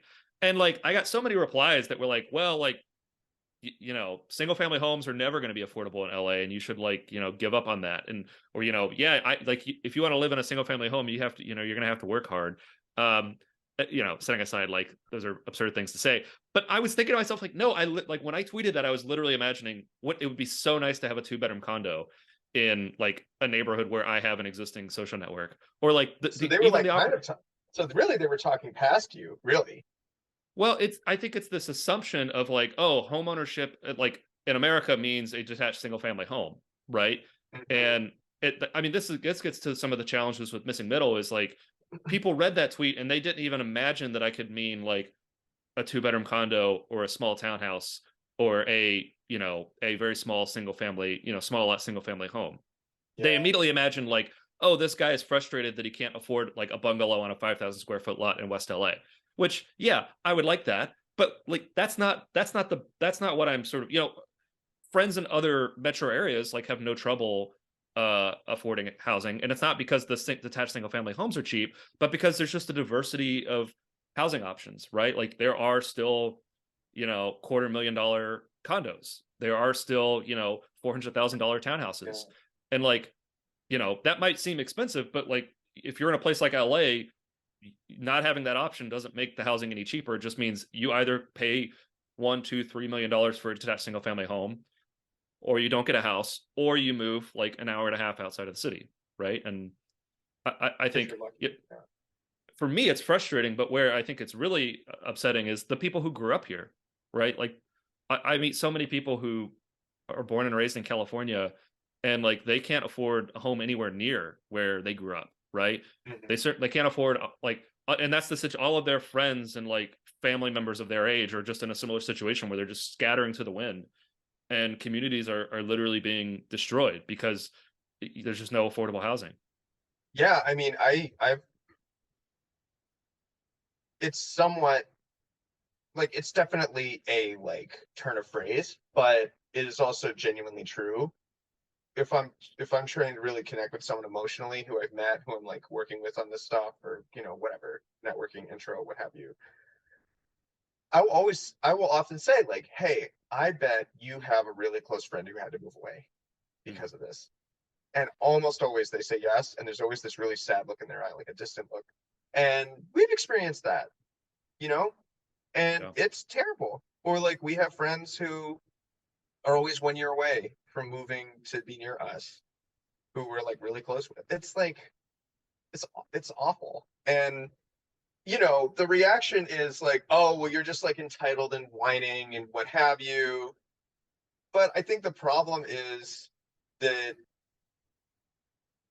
we have like very clear evidence, empirical, and just also common sense that these are policy choices.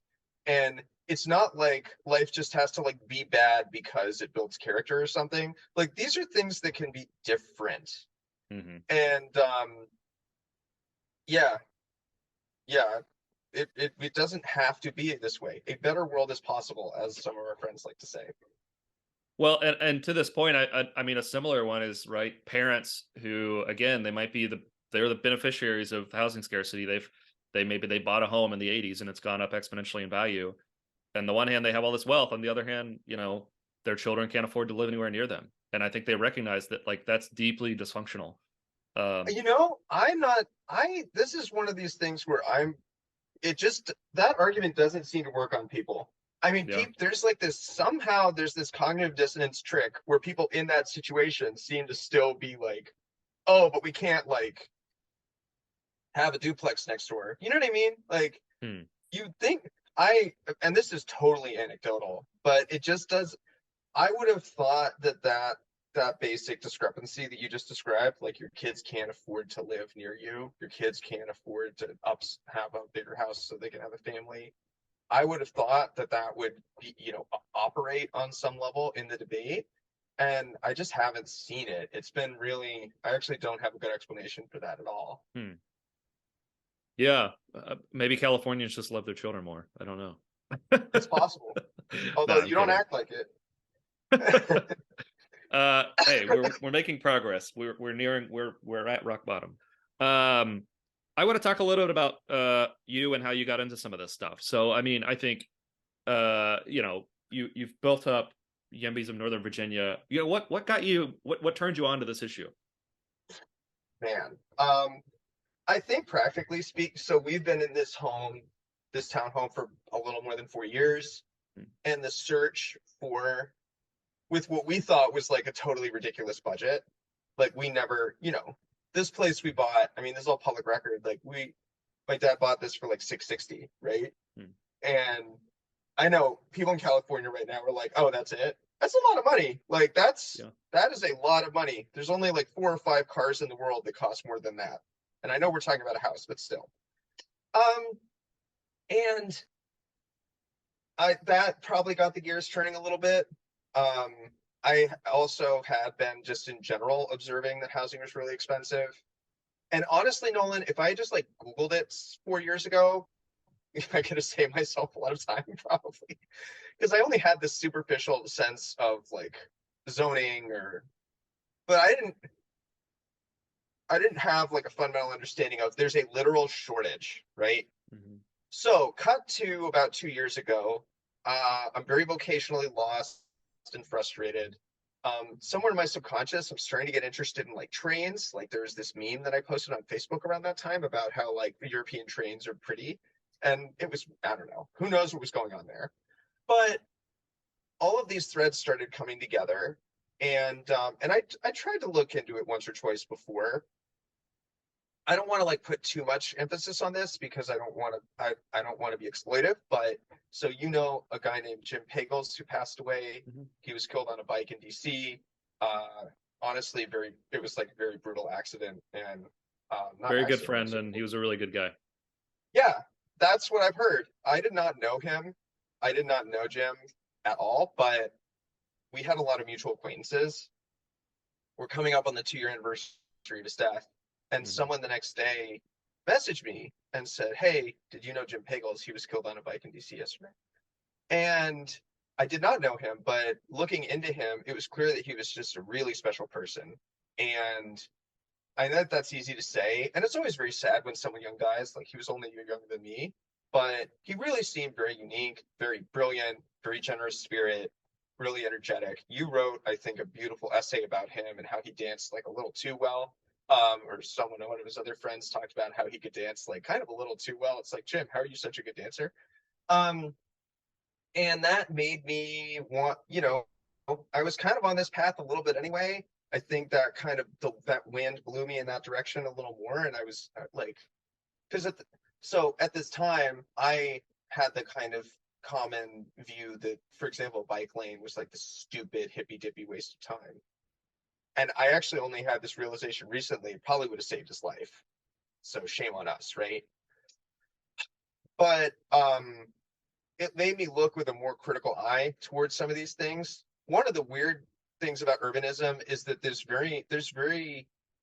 like this invisible boundary. Like a lot of highly educated people, very worldly people, have no idea about this stuff. And we're talking like they could be a leader in their field and they just might not know it all. And I don't know, but I still don't have a great explanation for that. It's like it's left coded, but like a lot of things are left coded. So like, I don't really think that's it. I'd never encountered it studying, economics from a free market perspective. I'd never encountered it being like heavily involved in the libertarian, like liberty movement 10 years ago. Anyway, so the less romantic part of the story, but probably practically the more important one, I watched like all of the Not Just Bikes videos over the summer on YouTube. And by the end of that, I was like, I have found my calling. This is it. I will dedicate the rest of my life to solving this problem. I just knew, like, you just know, right? Sometimes you just know. Like, I met my wife, and then within 2 weeks of knowing her, we both never having talked about it, which is a little weird for me. Like, usually I talk about stuff, but like, without ever, we just knew we were going to get married eventually. And like, I knew the same thing about urbanism. Like, I knew that I wanted to commit my life to it. Although obviously the commitment to my wife is more important, just for the record. Sure. Yeah, just in case, don't want people to get the wrong idea. But she's just as interested in this stuff as I am, actually. Like, this isn't like Luca's weird thing. Like, a lot of my friends have become more interested in this because they've seen how passionate I am. So YIMBYs of Northern Virginia, how did that start? So August 20th, 2021, I vaguely had heard about the missing middle fight. By the way, I didn't know anything about local politics before this. So the idea that this is like some conspiracy is like flat out wrong. I mean, we didn't exist 2 years ago. Like, people would be like, oh, they have all these planning commissioners who are in their group. They were like on the commission before we existed. Like, I didn't like place people. I wish, right? So August 20th, 2021, I post in a neighborhood Facebook group in Arlington, big group, and it's like a few thousand people in it. What do you think about duplexes? Would you want to live next to an apartment building? Little did I know that this was like absolutely throwing a bomb. I thought it was like a pretty normal question, or like got a lot of reaction. I like to joke about 40% of the reactions were like interested, open-minded. 40% of the reactions were like skeptical, not so sure. And then 20% were like foaming at the mouth. They were like really upset. The one lady who I was not as charitable, who I kept my cool very well, but like, there was this one lady who was like, I'm worried about like shadows on my plants. And I like kind of broke the mask, slipped a little bit. And I was like, like shadows on plants or places where people live. That's a tough one. Like, I'm gonna have to think about that. So I saw that reaction, that varied reaction, and it galvanized me. I think it's fair to say. And I saw, oh, there's like some opportunity here. And I mean, this is very much like social entrepreneurship, right? The reason it's social is because there's no money, but like otherwise it's entrepreneurship, right? So like, I saw this opportunity, and I pulled in a couple of people who, Dan Albin, who's an attorney at IJ, and Adam Theo, who just goes by Theo. He's run for Arlington County Board a couple of times. And these were like clearly guys who would be like helpful to have on board and like guide me, help me find my feet as a leader, which Theo certainly did. And then we just kind of went from there. Our first taste of blood, as I lovingly call it, was the Pentagon City area plan or sector plan upzoning fight. With this, there's this, and you can't make this stuff up, a bunch of like condos and apartment buildings, particularly an apartment building called River House. Like literally 100 people showed up to the county board to testify and protest and say like, this upzoning is like crazy, it'll create like concrete jungle, whatever. This is like, you could see the Pentagon from these buildings. You could see it. It's the world's largest office building. You guys might have heard the Pentagon has a large budget. Like, this is an area where there's a lot of demand. It's really close to HQ2 as well, Amazon HQ2. And these people were like, people living in high rises were saying that more high rises would be like the end of the world. It was the weirdest thing. Anyway, we have to stop the gentrification of the heart of the military industrial complex, Luca. It is very sad, particularly for me as someone who's very anti-war. I just like cry. I like cry alligator tears every night as I'm going to bed about it.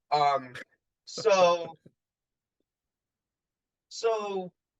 100 of them showed up, and some people pretended they couldn't speak English and used interpreters. Like, it was like everything under the sun. And oh yeah, and like that is the thing. You can watch the video yourself. And a few of us showed up. We didn't have a real organization yet. We didn't have a website. It was just a Facebook group. But the board passed the sector plan unanimously. Now, they might have done that without us, but it was conveyed to me later on that that was a beam of sunshine. And someone on the board said, that was really good for my mental health. That helped, right? they're people too. They're politicians, but they're people too. And then the missing middle draft framework dropped in late April. Around that time, we became a YIMBY action chapter, which was a great decision. Like, Well, and I want gave to us just something on that CPC hearing that you were talking about for sure. planning commission hearing. I mean, this is something I'm always trying to. Well, that I was get actually a county board hearing. Sorry. Go ahead. okay, yeah. Well, so same dynamic. I regularly will get messages from people who are like, I want to get involved. I want to do YIMBY activism in my community, but I'm the only one. And I'm kind of, I try to, nudge them. I'm like, even if you can just get two or three people to go, even if you're the only one, if you go to one of these hearings, and of course, the more people you get there, the better. But if you go to if you have one of these hearings and it's everybody who speaks in opposition to a project, it's pretty hard for commissions or boards or councils to vote for a good pro-housing project. But if you have at least 1, 2, 3 people, it doesn't matter if there's 97 other people, then at least there's some disagreement, right? The headline is different. It's not neighbors oppose, it's neighbors disagree over da da da. And you provide cover for, I think, good commissioners and good council members to do the right thing, because it's perfectly natural. I mean, we live in a democracy. It's hard to vote in a way if everybody in the room is opposed to a project. But if even a small number of people say, hey, look, I think that I support this, and I think that view is not being represented by the mixture of people here today, that I think is just so powerful. And I think that's such a great example of how you all sort of, first taste of blood, as you put it, right? Just be like, dare to be there and to be the very small minority of pro-housing voices in a room. Yeah, I mean, it helps that facts and figures are on your side, right? That evidence is on your side. That's always nice. Although really in politics, what changes people's minds is narratives and stories and emotions. But Nolan, I'm so glad you said that, because that's the one big takeaway. I always try, there's been a couple of occasions now where I've been asked to speak to an audience, and that's always my one thing. If you only remember one thing I say, your participation matters. Your positive voice matters. And if you were the only one, it does fundamentally change the conversation, just as you said, Nolan. And this is weird, 3D chess for any NIMBYs who listen to this, looking for dirt. It's not going to be the person you think, it's someone else. But, an elected official told me that. An elected official said, it's so good when we have a supportive person, even one, coming out, instead of it just looking like we're blowing off everybody by voting for something.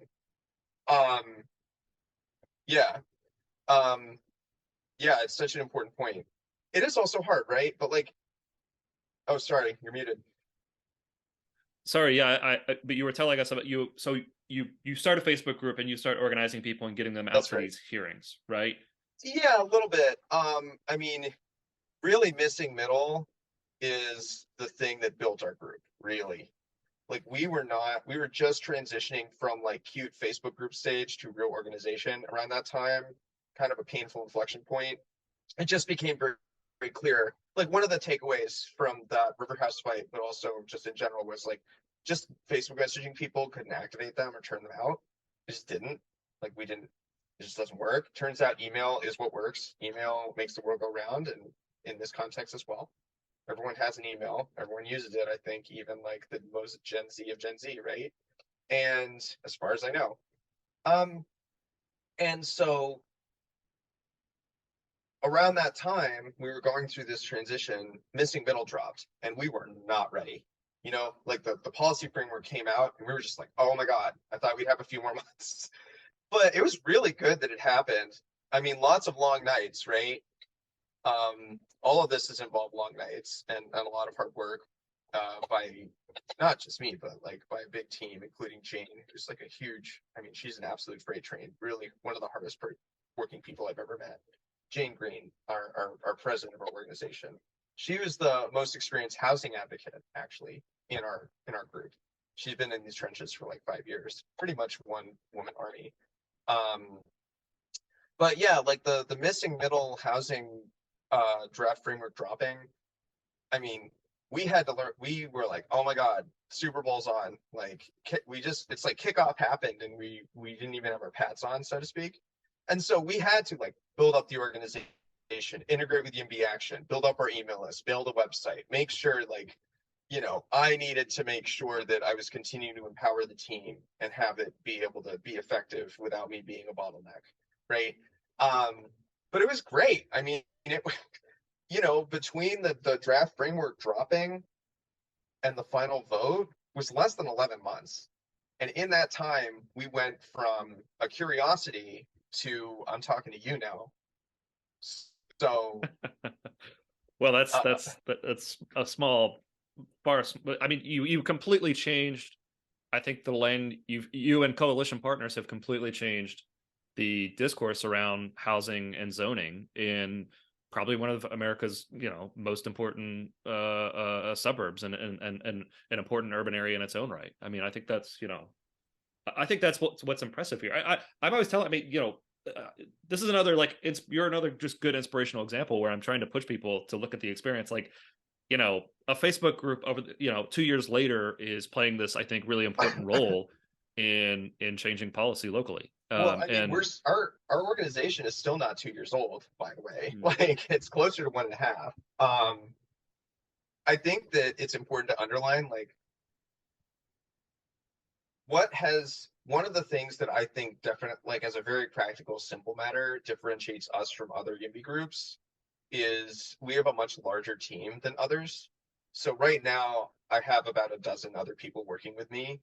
And for some reason, they keep letting me tell them to do stuff. I don't have a good explanation for that one. But yeah, I mean, we have a pretty big team because it's a regional group and the jurisdictional patchwork is so weird. It's like little place, gigantic place. Arlington, Alexandria, Fairfax. We have our membership base is still very Arlington heavy, although that's starting to change. And our team was very Arlington heavy for a long time, but that's changed too.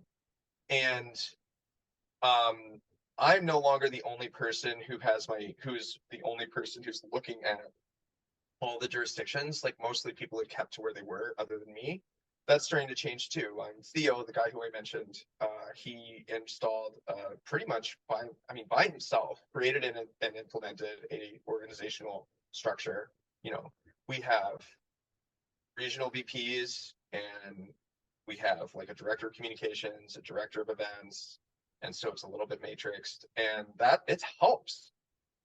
This is very in the weeds, but I'm pretty sure our Slack channels, like the way we use Slack, is like totally different from like any other YIMBY action chapter. We have like a multitude of channels that are very, very specialized. And the idea is that only like a small number of people are in each one. I'm in all of them because I'm a maniac, but like it's like a small number of people who are in each one because they only need to focus on that. And so it like facilitates communication because everything is like very directed. And it was a little scary the first time it was proposed. It was like 15 Slack channels. That sounds like a mess. It's actually been helpful. I think it's going to work. Also, like our branding. You mentioned like other YIMBY groups. Brand is like something else. We are YIMBYs of Northern Virginia, and that is just the way it is. And I actually think that's a good thing. On the most embarrassing day of my life, which I will not tell that story now, but like someone gave me advice, like if you act like you did something wrong, people will think that you did.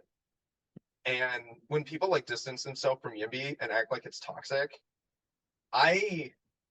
this is just Luca talk, like just me talking, and like I don't think that is necessary.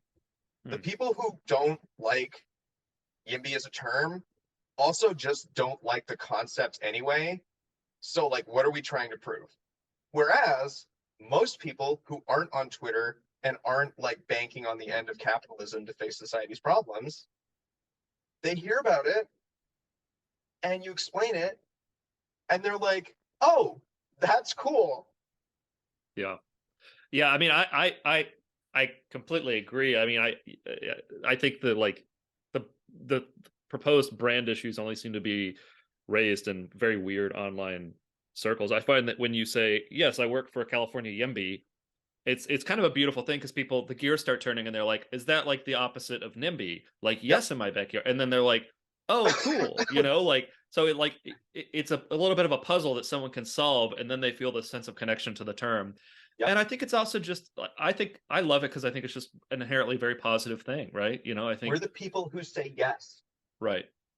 And I think that's, that's just so much more. It's positive, and I think that it's actually NIMBYism is so incredibly toxic. Like, I mean, this is the hilarious thing is, right, every NIMBY is trying to come up with some like new IMBY term to put themselves under, because like they just can't, like, nobody wants to be a NIMBY, right? Right. Like NIMBY is this thing that like is widely understood to be like a villain, right? Or the bad guy in a fight, right? Yeah. And so, to my mind, like positioning yourself in opposition to that is very healthy. You know, that said, I don't judge any local groups' No, no, I'm not saying that at view of the all. strategy. But I think there is, something to be said for it, that it's positive, and it's it's got a track record of, I think, doing some positive things that people understand. And it's, I think it's great that we have groups in different cities that are trying out, different messaging and different priorities in terms of what to reform. I find that I'm excited by a lot of the stuff that's happening on the East Coast now. I think the YIMBY movement's actually going to get a lot more. The regional diversity, I think, is going to make it a much more sophisticated and richer movement. Yeah. As different policy ideas are tested out and tried, and we remain in contact. And of course, there's going to be YIMBY Town again this year, which will be fantastic in Oh Austin. yeah. Yeah. Yeah. Keep UB Town weird, right? I I haven't been yet. I'm looking forward to it. Yeah, and this is something I want to touch on. Like you had, before we started, you talked about different things to cover. Like, so I'll keep this concise. The four core principles of our group are civility and kindness. Like we present ourselves well, we're respectful, we don't get into like back and forth. Um, issue focus, like we're not curing cancer, we are not saving the whales, we are making housing more affordable. Action orientation, we do not sit around and preen and talk about how cool we are. We do not sit around and complain when there's a problem. We like always like run towards it and try to figure it out. And like nobody is too good to do anything. Like I'm like I'm never like, oh, that's like not my job. Like I'm perfectly happy to do anything that anyone else would do.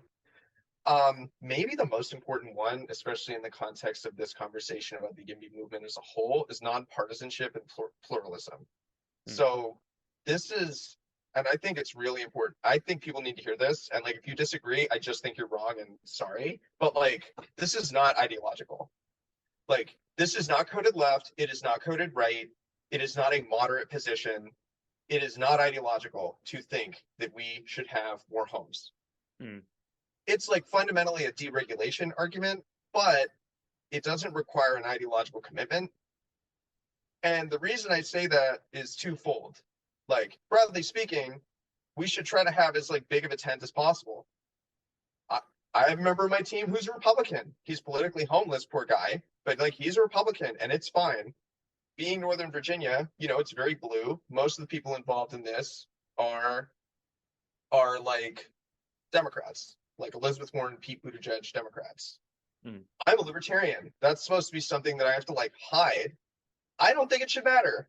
And like, if that like offends people, then like, I'm like one of the 5 libertarians left who doesn't like Donald Trump. So like, joke's on me, but like, it just doesn't matter. Like, we can all be adults, right? The second reason I'm bringing this up, like, I understand that there are like some local YIMBY groups that put like an ideological litmus test on who they'll involve on their team. And I'm here to say that is poison. Like, Mm. that is a stupid thing to do, and you are shooting yourself in the foot. If you have someone who wants to work with you and you disagree about politics on some level, unless they are a literal Nazi, okay, unless they are like a toxic person, you should work with them and you should welcome them. Actually, like that person, is probably kind of going out on a limb to want to work with you despite the differences that you have. And like, rather than like making it a big deal, just like be adults and work together. That's like how we built this coalition, right? Like, it doesn't matter like what I think about the Fed, like, right? Like, it's just not relevant. Like, we're all united by this goal. That's like why issue focus is so important for our organization's success. Like, because like we don't have to make commitments on issues where we might have like some disagreements, because like that's not what we're here to work on together. We're here to work on this big problem. And like, it's okay for people to disagree. I think people should give it a try. Mm. Like, there's this great, I think it's a Ralph Waldo Emerson quote. He's like, let me never make the vulgar mistake of thinking that I'm persecuted when I am contradicted. And like, I know that's like a very like, everyone probably thinks that I like love Jordan Peterson now or something, but like, I think that's a really important mental exercise, right? And like, I see it as probably one of the big threats to the YIMBY movement. Mm. And I think it's important for us to just like be okay with differences. Yeah, well, I completely agree. I think it's a strength of the movement that we have people who have dramatically different views. I mean, I think it's a beautiful thing that you can go to a YIMBY meetup and you'll have socialists and libertarians and everything in between making common cause around let's remove some of these arbitrary barriers to housing production and dismantle some of these segregationist rules that are still on the books. Yeah, I think that's a fantastic sort of thing, and we shouldn't be ashamed of that. I think it's an asset. You know, I mean, I've worked in other policy reform spaces. I think I mentioned this on the podcast before, but one of the policy reform issues the first policy reform issue that I really got committed to was marijuana legalization. And it had a very similar dynamic where you had when it actually started succeeding and winning and completely, you know, it's almost not even terribly interesting to me as an issue now because it just so thoroughly won. Um, it did so because I think it got to a point where you had people all across the ideological spectrum say, okay, it's time to do this thing. And I think to the extent that we have that on housing, I think it's great.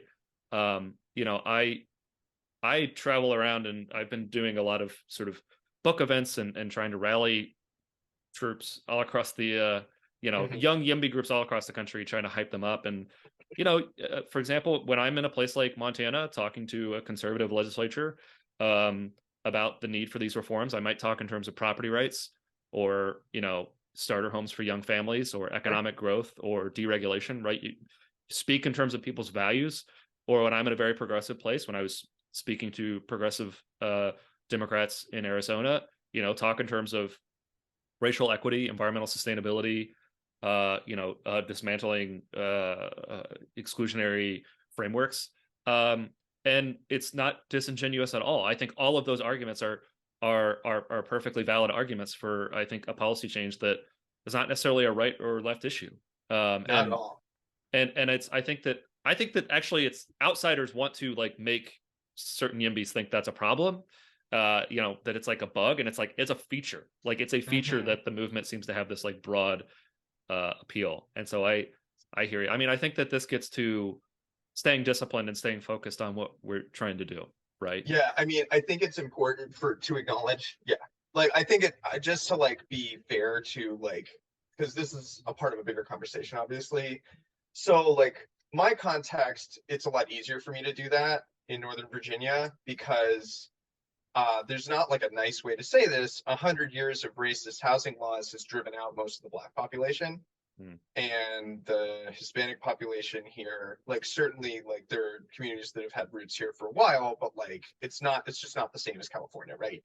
Like it's just not the same. So what I'm trying to say is like the minority community here that does have deep roots has largely been driven out.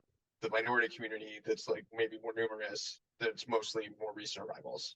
And like it's one of the things that makes Northern Virginia very vital. It's large immigrant population, but it also means that those people don't have a lot of political power, unfortunately. And so we like hopefully are like we're especially in Alexandria, we're like reaching out to those communities and like trying to partner with them and basically say like, hey, we want what you want. Let us know how we can be helpful.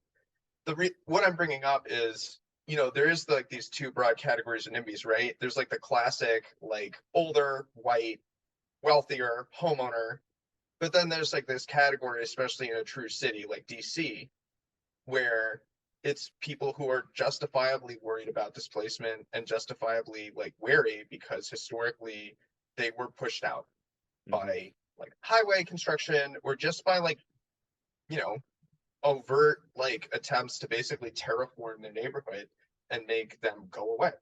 Or just And so, these were the only places where we allowed growth, and yep, so they've been under it's, growth pressure for many decades, right? And we yeah, didn't allow growth to happen in high opportunity neighborhoods that would have relieved some pressure there.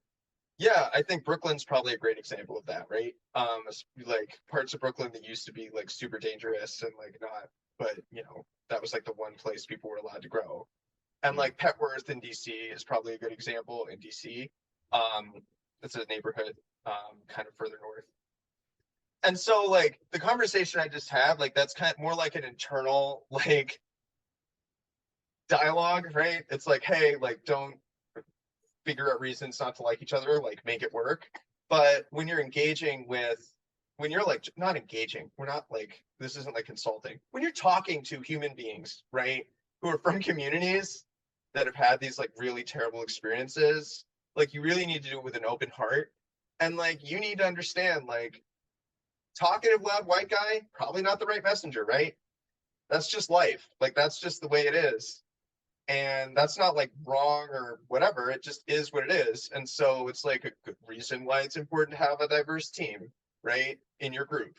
Like but I feel like as long as there's goodwill, like there's so much opportunity, because you just mhm. talked about the different arguments you can use with different audiences. The great thing is they're all true.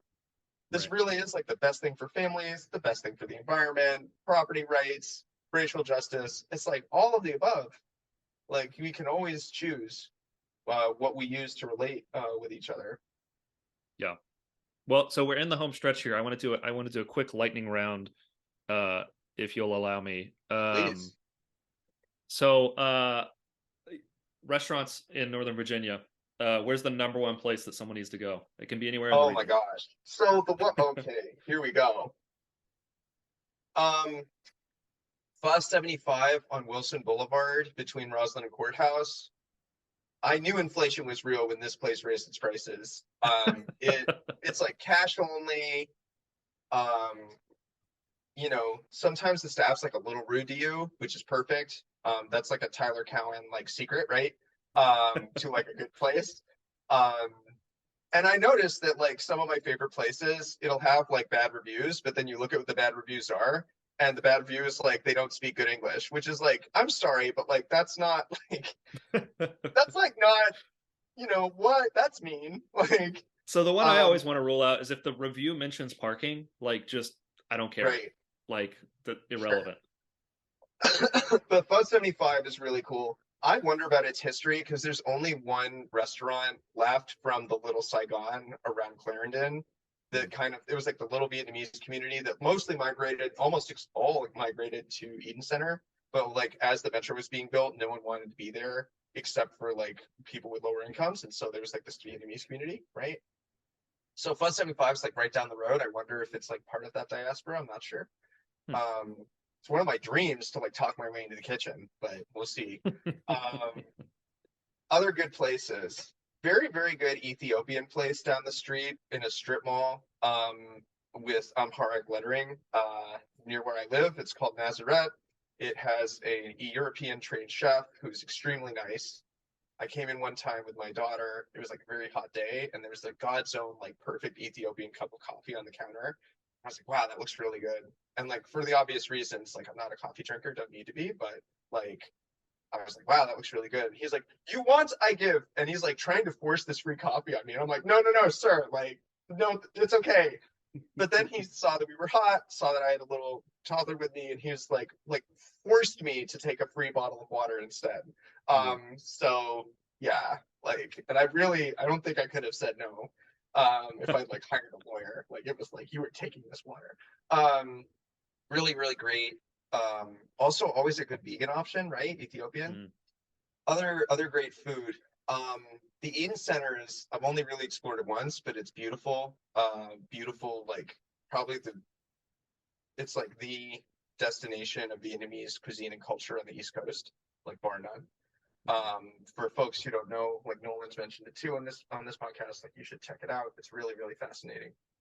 Um, oh, and there's this great Lebanese bakery called Mediterranean Bakery in like a strip mall with a Home Depot on like, you know, a street named after a Confederate general. We got to fix that. But in Alexandria, and Northern like, Virginia moment.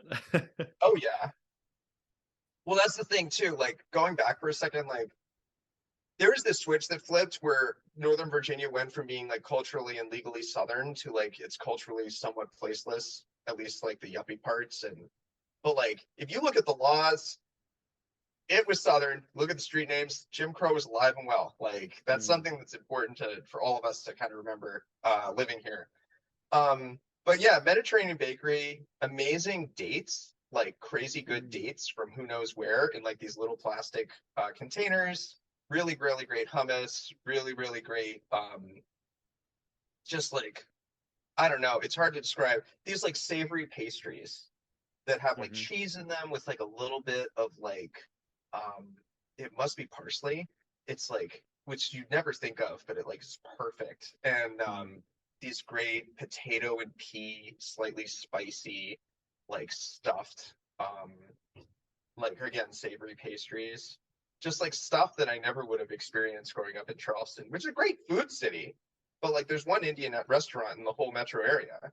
And Wow. like, it's just not I mean, I'm in a better food city now. It's not a city, it's Northern Virginia, right? Um, yeah, I mean, I think those are the highlights. Um, yeah, I don't know. It's and like one, if you want something a little more upscale, also still in the strip mall, don't worry. There's this great place in Springfield, Virginia, down I-95 called Afghan Bistro. That's something I got from Tyler Cowan's Ethnic Dining Guide, his blog.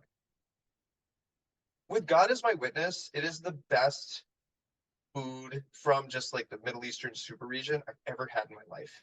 Mm. Everything is so special, and the amount of integrity and care that everything is prepared with is just like it's just like you can just tell. Mm. I mean, it's unbelievable. It's like some of the best food I've ever had in my life. And I just know we've only gotten food there like two or three times, but I just know if I ever decide like, hey, I'd like to have like one of the best meals of my life tonight, just like drive 15 minutes down I-95. Um, so yeah, we live in a very, very special place, and it would be a shame if we lost that. It's an incredible culinary region, and as an Angelino, it comforts me to know all the best food is in a strip mall. Famously, that's true of LA as well. What is your favorite book about cities? I am not very well read about cities. Yeah, I've read or most a of city, anything intersecting with a city. I mean, this is not a very creative answer, but I just think if we just like forced everyone to watch like three episodes of Not Just Bikes, we would have like an army behind us. It's such a good resource. The videos themselves are very, very well done. And I try not to be like the guy who does all of this research on YouTube. My like kind of paltry defense here is that having video and seeing how spaces work and like the built environment works and operates is actually pretty helpful. And having like lots of visual examples. But yeah, Not Just Bikes. Jason Slaughter, I guess, is the guy who runs it. I certainly don't know him, but I did get retweeted by him once. That was exciting. But yeah, I mean, he's such a great communicator, and it makes these ideas intuitive, attractive, and it gives you a positive vision. Even though he's like a very snarky dude, like it's a great resource. What's your favorite city abroad? I am even less well traveled than I am well read. I'm very intrigued. I just think it would be. This is not creative at all, Nolan. I'm a terrible guest. I think it would be really cool to visit Amsterdam and like see it for myself. Like, and equally to see Tokyo, right? Like transportation, infrastructure tourism, and like housing abundance tourism. Because like Tokyo is the Yeah. largest city in the world. It has the same population as Canada, basically, the metro area, and it functions extremely well. And rent is cheaper there than here. Mhm. And like I don't think it's just because people are, there are like some specific things that go into that. But yeah, I mean, we could have that too. We could certainly try to emulate it. Haven't been to Amsterdam, but Tokyo really is kind of remarkable. Um, Favorite city within the U.S. and for the sake of discussion, let's maybe take DC, anything in Metro DC out of the mix. Oh boy. I I had the pleasure, I don't know if this is really my answer, but it's like a good enough story. So I visited Kenosha, Wisconsin, where one of our really best friends grew up, and the bones of this place, like just beautiful. Exactly what you would hope for in a community that used to be anchored by like a big Chrysler plant. Mhm. Like beautiful public spaces, big town square with a big monumental building in the middle. I think it must have been the library or something. Um, Surprisingly compact. It's a very popular day trip destination for Chicagoans. Mhm. Um, and but you could see some scars from the rioting, and like yeah, and like I don't want to, that they one of the observations from the locals was that a lot of the rioting was from people who did not live there, like Mhm. busloads of people from Portland, basically. I don't know if that's true. It strikes me as plausible because the community seems to be a real community and more Mhm. united than maybe people from the outside would think. Although I don't know, I'm not pretending claiming like expertise. From an urbanist perspective, it was also interesting to me that such a lovely place was also a food desert. Like Mhm. the only way you can go to the grocery store is if you drive in past the nice touristy area, past the like segregated, like poorer part of the suburb, and then out to the groceries, right? Like Mhm. out to the stores, really. And maybe that's a slight oversimplification. I like kept trying to figure out why that was. Best answer I could come up with, there's not like a real job center there, right? Like there's not, HQ2 is not there. Mhm. But it was a really nice place and I'm always going to remember it. Right on Lake Michigan, really, really pretty. Mhm. And with a functioning streetcar. Really? I didn't know Kenosha had a streetcar. It does. I Is it a rode on it. legacy system or recent construction? Oh no, it's legacy. Like the cars themselves are really old. And it runs and it is somewhat practical. Like we used it to like go from the museum to the parents of our friend and where we were staying. Yeah. That's cool. Yeah, no, I visited Milwaukee, which of course is, as listeners will know, it's the best city in America as determined by Twitter. Um, I thought that was so Philly. oh no, you don't see, you didn't see the bracket a couple years ago, the best cities Oh in America sure, okay. bracket. Yeah, we do need to rerun it. I think Milwaukee could win it again, but I think it's there's been enough time that maybe other cities with inferiority complex can rally their troops. Yeah, yeah. Um, well, Luca, I think I speak for a lot of YIMBYs and pro housing people of all stripes when I say it's really impressive what you've accomplished and what you and coalition partners managed to accomplish. And I think it really shows just the possibility for people who get engaged and get committed. What can be done even in just a small span. I mean, like you said, the group hadn't existed a year and a half, and linking up with people who have been fighting these fights for longer than we have, and just daring to make the case for more housing in a way I think, as you said, that's civil and kind, but also just clear about the facts. Thank So you. thanks for joining Abundance. And how can people get connected with you and with YIMBYs of Northern Virginia? Well, unbearably, I do have a closing thought on that actually, like what you just Sure. mentioned. Um, I think I don't have a way of knowing this, but I suspect it to be true. I think one of the other things that's unique about our group, I don't know if we really covered this, it's pretty professionalized and we're extremely ambitious. Like there's nothing fake or performative about what we're doing. We really do want to solve this problem and we know it's a really big problem and we're going to try. Even like day one, not to sound like a startup person, but like this the first day when I was starting the Facebook group, like as I'm like setting it up, I am in the back of my mind, I'm like very consciously thinking, like I am going to try to solve this problem. I'm not just going to do this as a game or for fun. Like I want to win. I want the result. And I think that level of ambition has been really important for us. Like there's definitely a make no small plans dynamic like element to like our mindset and our ethos. And I would just challenge everybody to be ambitious, like because if we do not fix this, it will destroy our society. So like like it's okay to want to do big things. Like you don't have to accept the limits that other people place on you. You can find out more about us by visiting YIMBYsofNova.org, YIMBYs of Nova.org. Nova is spelled Nova, like the failed car in Mexico. And you can email us at hello@yimbysofnova.org. I'd love to hear from folks. Luca, thanks so much for joining Abundance. Talk to you soon. Thanks. Bye-bye.